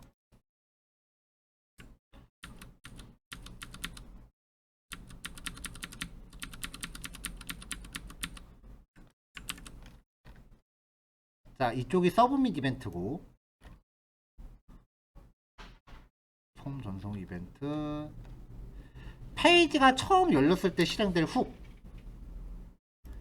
자, 여기서 이게 지금 우리가 구현해 놓은 거죠. AJAX로 데이터를 get 방식으로 받아와서 이 결과를 JSON에 담은 다음에 이거를 상태값에다 복사했죠. 그러니까 화면에 출력되고 있는 내용은 현재 상태값이에요. 오케이?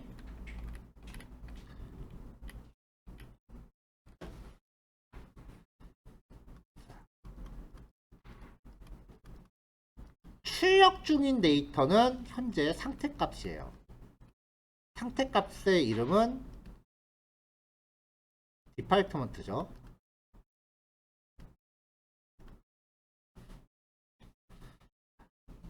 그리고 백엔드가 갖고 있는 데이터는 원본 값이에요. 여기에서 포스트로 전송하는 거는 이 원본에 저장하는 거죠. 근데 이미 출력을 하기 위해서 한번 복사를 해왔는데 이게 먼저 발생하고 이게 나중에 발생하고 있기 때문에 원본의 내용이 바뀐다고 해서 현재 출력 중인 데이터가 바뀌는 건 아니라고요. 그럼 방법이 두 가지야. 첫 번째, 백엔드에서 원본을 그대로 다시 한번 가져온다. 만약에 현재 학과 데이터가 5,000개가 있었는데 내가 한 개를 신규 저장했어요. 그럼 5,001개를 다시 다 받아온다. 두 번째, 어차피 저장을 하면은 이 저장 결과가 이렇게 응답이 오잖아요. 그쵸? 얘는 추가된 내용은 알고 있잖아 여기. 이거를 이 상태값에 덧붙인다. 그러면은 요 과정을 안 해도 되죠. 이미 5,000개를 받아온 상태이기 때문에 한 개 추가하는 거 정도는 내가 그냥 낑겨 넣자는 거예요. 직접 배열 핸들링으로. 자, 그래서 얘를요. set department의 콜백 함수 겁니다. 함수형 업데이트예요. 함수형 업데이트면은 파라미터로 들어오는 게 현재 상태값이죠.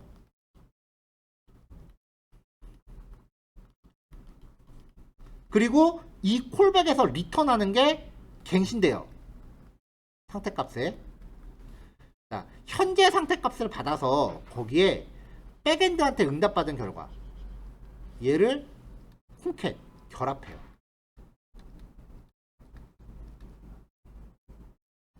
자, 배열 객체가 있을 때 푸시는요. 푸시하고서 뭔가 집어넣으면 얘는 맨 뒤에 추가죠. 이건 리턴 없음이에요. 얘는 리턴 되는 게 아무것도 없어요. 그래서 만약에 여기 푸시를 하면은 리턴이 안 돼요. 콩캣은 배열 객체가 있고 콩캣은요 뭔가 넣으면은 결합 결과를 리턴을 해줘요. 푸시랑 똑같은데 푸시는 원본 자체를 바꿔요. 근데 콩캣은 원본을 그대로 두고 맨 뒤에 추가한 새로운 배열을 리턴해줘요. 얘는 새로운 값을 리턴해줘요. 그럼 그게 상태값에 반영되겠죠. 상태값이 반영된다는 건 뭐다? 화면이 자동으로 갱신된다. 자, 그 다음에 폼 객체 리셋 함수 호출합니다. 입력값 지워야 되니까요. 이거 안 지우면은 저장했는데 입력됐던 내용이 그대로 남아있어요. 자, 그래서 결과를 최종 결과 보면 풀 자, 312 저장. 그럼 밑에 이렇게 자연스럽게 추가되는 거죠. 자, 이게 지금 학과 위치 두 개로만 돼 있는데 키가 지금 제이슨 객체가 이렇게 키가 간단하게 돼 있는데 이거 응용해서 프로페서에 대해서 똑같이 재현하세요라고 하면은 가능하겠죠.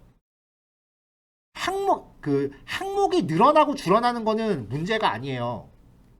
그건 귀찮음이 더 발생한다 뿐이지 입력하는 대상 값이 늘어난다 줄어든다는 난이도상에 어떤 영향을 주는 건 아니에요.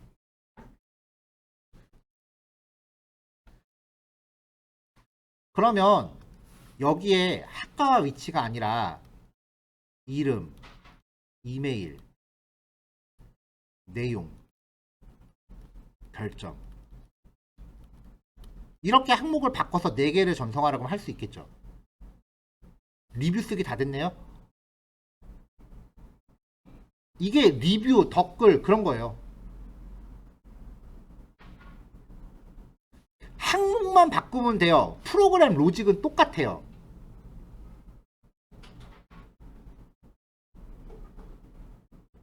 그래서 그 포트폴리오에서 여러분들이 보셔야 하는 게 똑같아 보이는 프로그램이 여러 개 있는 건 사실상 쓸모가 없어요.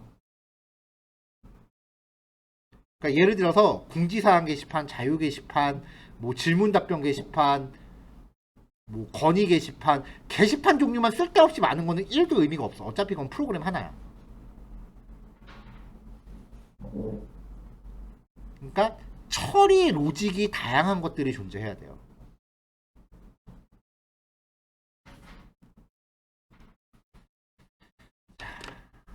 자, 뭐 어떤 말인지 이해했으면 뭐 프로그램 로직이 겹친다 안 겹친다는 여러분들이 대신 제안서 보고 제가 판단을 도와드릴 테니까 뭐 여러분들은 일단 염두만 하시면 되고요. 자, 어쨌건 이렇게 해서 추가까지 됐습니다. 자, 이렇게 해서 이제 여기까지 실수 완성하시면 되고요. 수정 삭제해야 되는데 시간상 오늘 이게 끝일 것 같네. 일단은 뭐 요거 하면 오전은 다 가겠죠? 네. 식사 잘 다녀오시고 이따가 오늘은 2시 반에 중간 시도하면 될 것 같아요. 다행히 우리 반 그 상담도 끝났대요. 3시까지 하는 게 상담 갔다 오신 분들이 식사 시간이 없어서 약간 하는 그런 측면도 좀 있었어요. 그때 나와보셨던 분도 아시겠지만. 그건 상담 끝났으니까 이제 2시 반에 중간 신호 할 거고, 그리고 아마 상담이 조만간 2차 상담이 또 잡힐 거예요. 참고만 하세요. 언제인지는 저도 모르겠는데, 아마 자기소개서랑 이력서 같은 거 써서 내란 얘기 들으셨을 거예요. 그거 이제 그 가이드 해주는 과정이 또 있기 때문에 상담이 한 2번 정도 더 있을 겁니다. 자, 오전 여기까지 진행할게요. 그러면은 실습 진행하시고 식사 다니시고 2시 반에 봅시다. 네, 수고하셨어요. 자, 수정하고 삭제 기능을 좀 덧붙여 볼 거예요. 아직 그 스크린샷을 따로 준비한 상태가 아니라서 일단은 작업하는 거 전부 확인한 다음에 코드는 한꺼번에 제시할게요.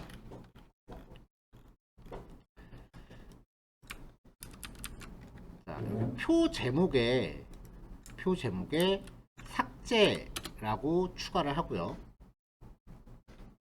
그 다음에 수정에 대해서도 추가를 할게요. 칸이 5개가 늘었으니까 내용이 없을 때 콜스판도 5로 바뀌어야겠죠? 5칸. 그 다음에 요 안에 수정하고 삭제 버튼을 넣겠습니다. td 버튼 타입 버튼 수정하기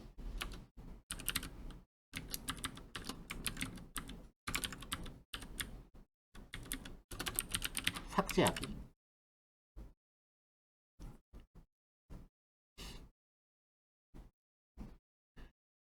자, 수정하고 삭제에서의 가장 큰 키포인트는요, 이 버튼을 눌렀을 때 수정 삭제 이벤트가 발생하는 거는 그렇다 치고 내가 뭘 수정해야 되느냐를 감지하는 거예요. 어떤 데이터를 수정할 것이냐 혹은 어떤 데이터를 삭제할 것이냐를 감지하는 건데,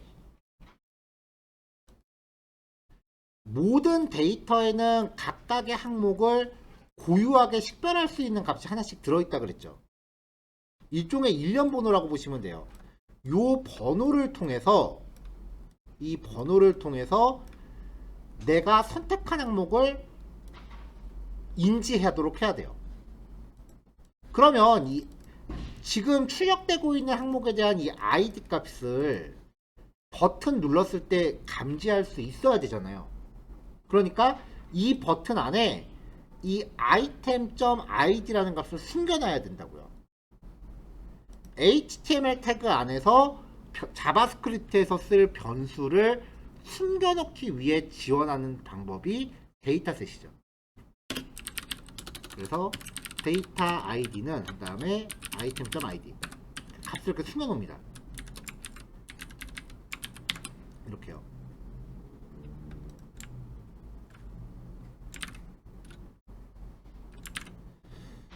자, 웹브라우저를 좀 열게요.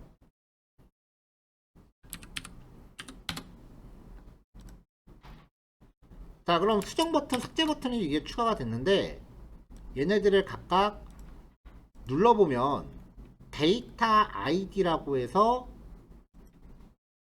특성들이 이렇게 추가가 돼 있잖아요. 그럼 버튼 눌렀을 때 이벤트에서 요 값을 취득하면 되겠죠.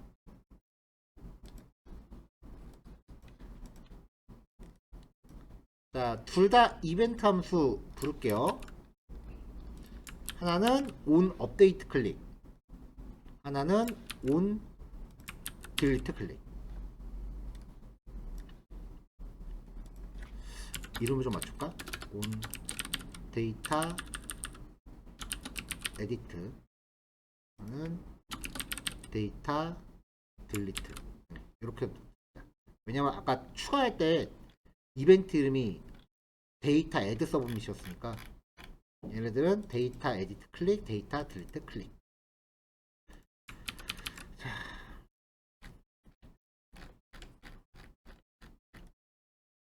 여기서 접고요. 일단은 삭제가 상대적으로 쉬워요. 그래서 데이터 삭제 버튼 클릭 이벤트입니다. 콘스트 온 데이터 딜리트 클릭 유즈 콜백 잡고 이벤트. 그 다음에 데이터 수정 버튼 클릭 이벤트.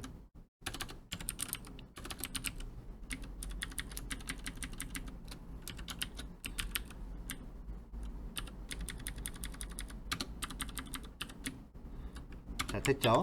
얘네들은 폼이나 링크가 아니고 일반 버튼이니까 따로 2점 프리벤트 디폴트를 첫 줄에 걸어줄 필요는 없어요.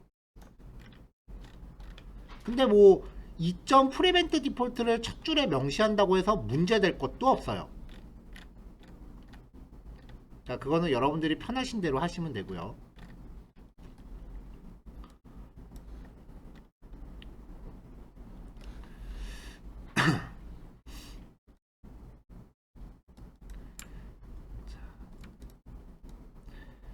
일단 클릭된 자기 자신을 가져온 다음에 거기에 숨어있는 데이터셋에서 id 값을 뽑습니다. 콘솔.로그라고 한 다음에 삭제 대상의 id 값을 확인해 보자고요.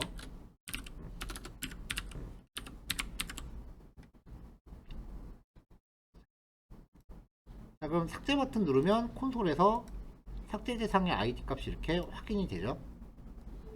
이거를 삭제를 하기 위해서 http localhost 3001 디파트먼트 그 다음에 301 이런 식으로 되게끔 백엔드한테 딜리트 방식으로 전송하면 돼요.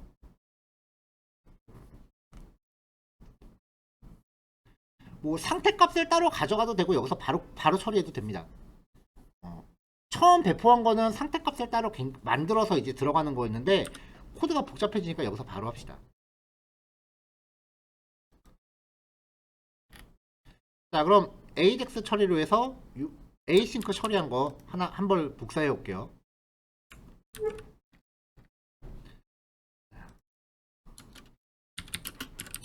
삭제 요청을 위한 AJAX 처리입니다. 자, 로딩 시작 알리고요. 삭제는 별다른 결과가 없어요. 삭제의 경우 AJAX의 응답 결과가 필요 없어요. 에러가 났는지 안 났는지만 알면 삭제가 된 마당에 뭘 보내겠어요. 그래서 결과를 저장할 변수 따위 필요 없어요. 결과 따위 필요 없어요. 자, 엑시오스 점 딜리트로 가고요. 그럼 리턴 받을 필요도 없어요. 리스폰스. 그 이주석은 여기 말고 여기다 놓는 게 낫겠네요. 자, 문자를 역다운표로 바꾸고 슬래시 $id 여기서 가져온 아이디어. 그리고 추가적인 파라미터 없습니다. 필요 없습니다. 이렇게만 해주면 돼요. 데이터 삭제에 실패했습니다.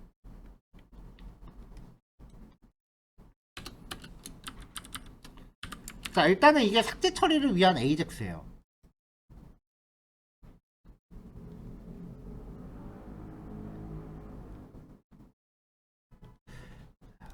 자, 그러면 여기 맨 밑에 있는 312라는 데이터를 지울게요. 자, 둘, 셋, 넷, 다섯. 뭐가 동작하게 하는데 화면에 반영이 안 돼요. 아까 데이터 추가할 때랑 똑같아요. 백엔드한테 지워주세요라고 요청을 한 거니까 백엔드는 지가 갖고 있던 데이터는 지웠을 거예요.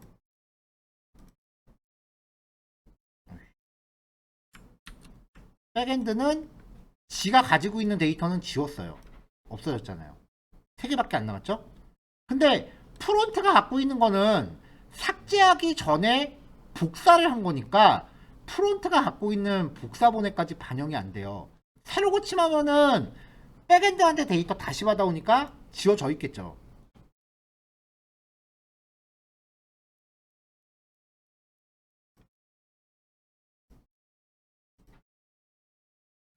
몇 개 더 추가했어요. 자, 지금 우리가 데이터 추가할 때도 백엔드에 데이터 저장해주세요 라고 요청하고서 저장됐어라고 오면은 프론트가 갖고 있던 복사본에서 그 데이터를 강제로 하나 추가했었죠. 콩캣 함수 써서.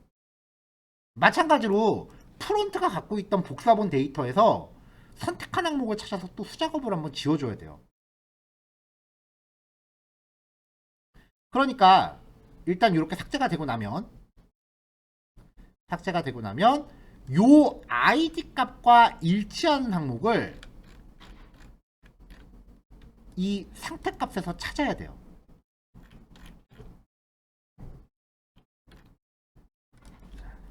여기서 AJAX 삭제 처리가 완료되면 프론트엔드가 가지고 있던 복사본 상태 값이죠.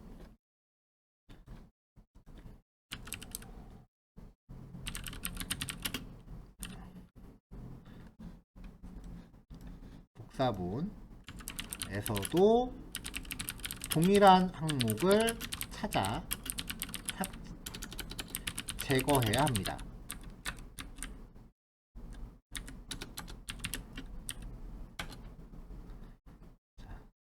그래서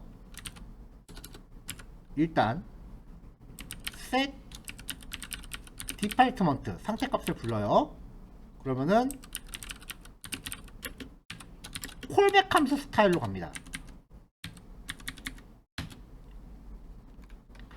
자, 그럼 이 세터 함수, 상태값에 대한 세터 함수죠. 요 세터 함수를 콜백으로 처리하면 여기에 기존에 갖고 있던 현재 상태값이 파라미터로 전달돼요. 그럼 여기에서 이 id 값과 일치하는 항목을 하나 찾아야 돼요. 자, const drop id는 department.find index 인덱스를 찾아요. 자, vi 배열을 탐색하면서 내가 true를 리턴하는 시점에 인덱스를 찾는데 그 조건이 v.id와 버튼에 숨어있던 id 값이 일치하는지를 찾아요.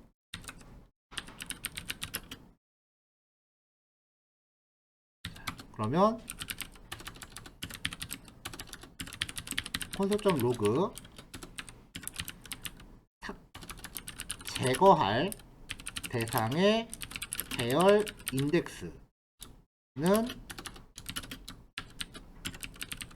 drop id. 자, 여기까지만 해서 확인해 봅시다고요.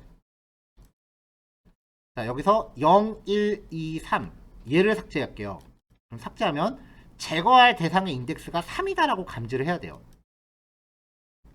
자, 제거할 대상의 인덱스 3. 여기 에러 난 거는 제가 지금 코딩하다 말아서 그래요. 자, 제거할 대상의 배열 인덱스 3이라고 찾았습니다. 그러면 그 항목을 지워야 돼요.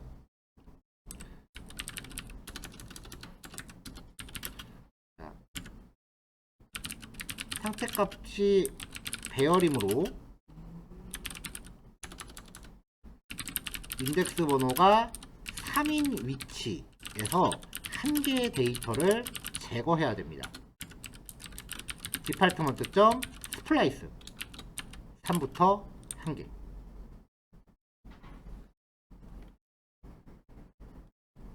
이 결과를 리턴 해주면은 삭제된 결과를 리턴하니까 상태값에 반영이 되겠죠.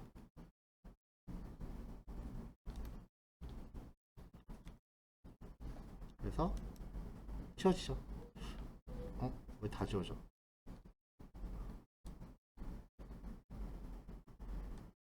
아, 삭제하고 삭제된 거를 뽑아내는구나. 이렇게 해놓고 return department 제거 결과를 리턴.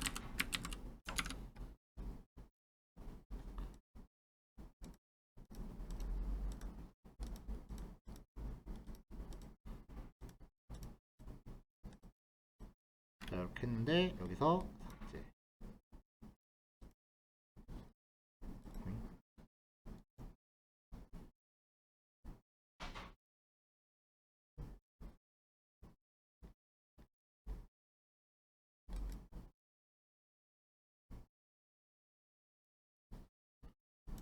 삭제가 조금 이상하게 되는데? 잠깐만요.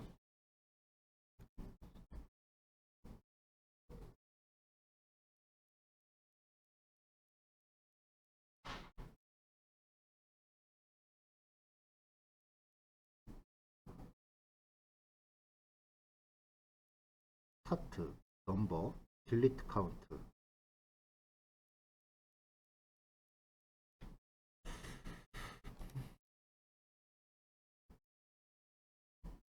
대상 기능 계열.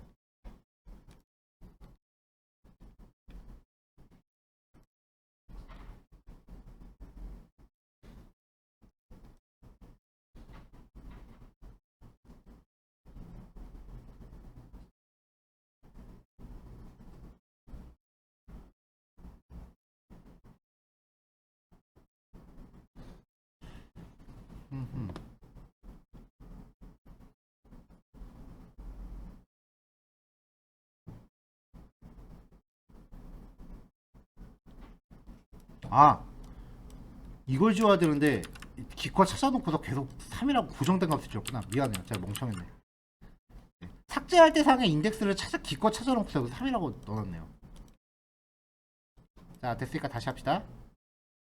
자, 삭제할 대상 데이터 좀 임시로 넣을게요.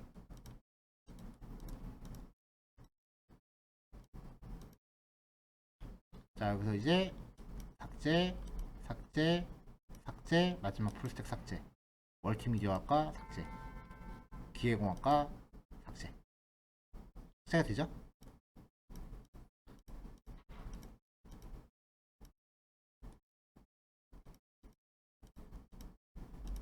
자, 다 지워지니까 이제 데이터를 처음부터 다시 넣기 시작하느라고 얘가 아이디를 1, 2, 3, 4라고 넣기 시작하네요, 이제.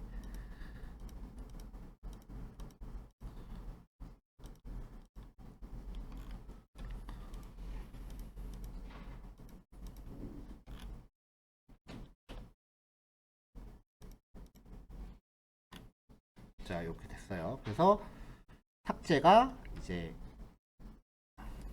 됐고요.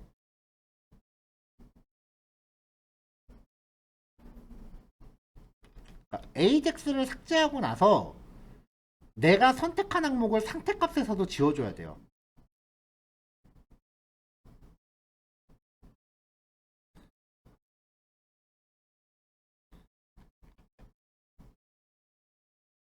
자, 삭제 버튼 이벤트고요.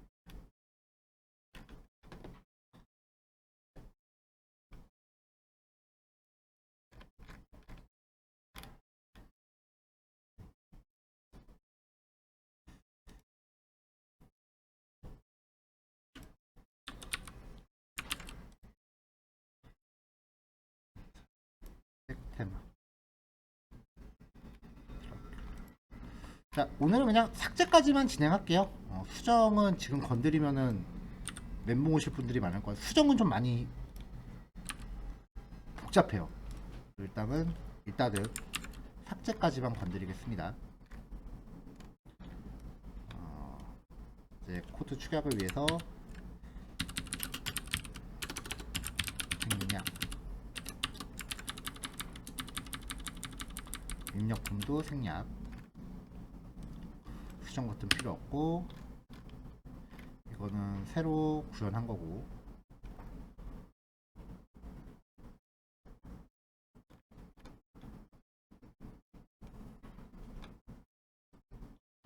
데이터 추가 이벤트 변경된 거 없으니까 생략, 검색 폼 이벤트 생략, 페이지가 처음 열렸을 때 생략. 나머지 것들은 뭐 괜찮네요.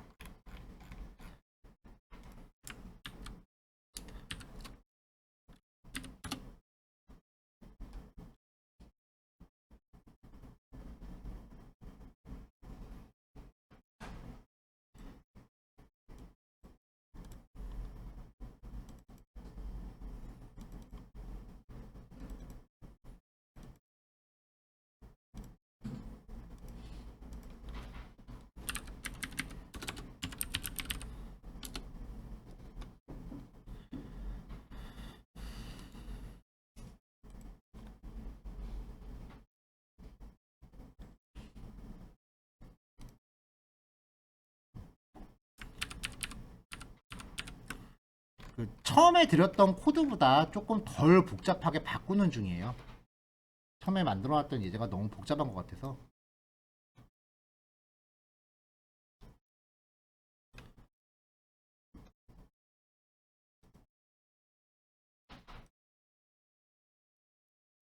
삭제 버튼, 그 다음에 테이블의 삭제, 홀스판 4, 그리고 삭제 버튼 추가한 거.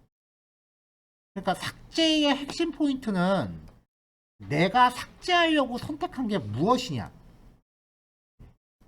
요 값을 이벤트 안에서 감지하는 것부터예요. 그러니까 요 데이터 ID 값의 의미가 뭔지를 잘 기억하시면 되겠습니다.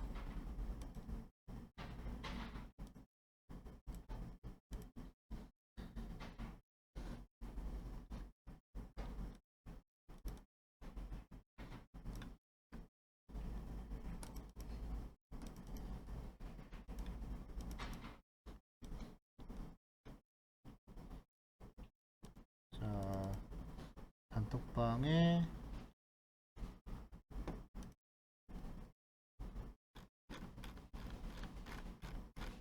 아까 거기냐.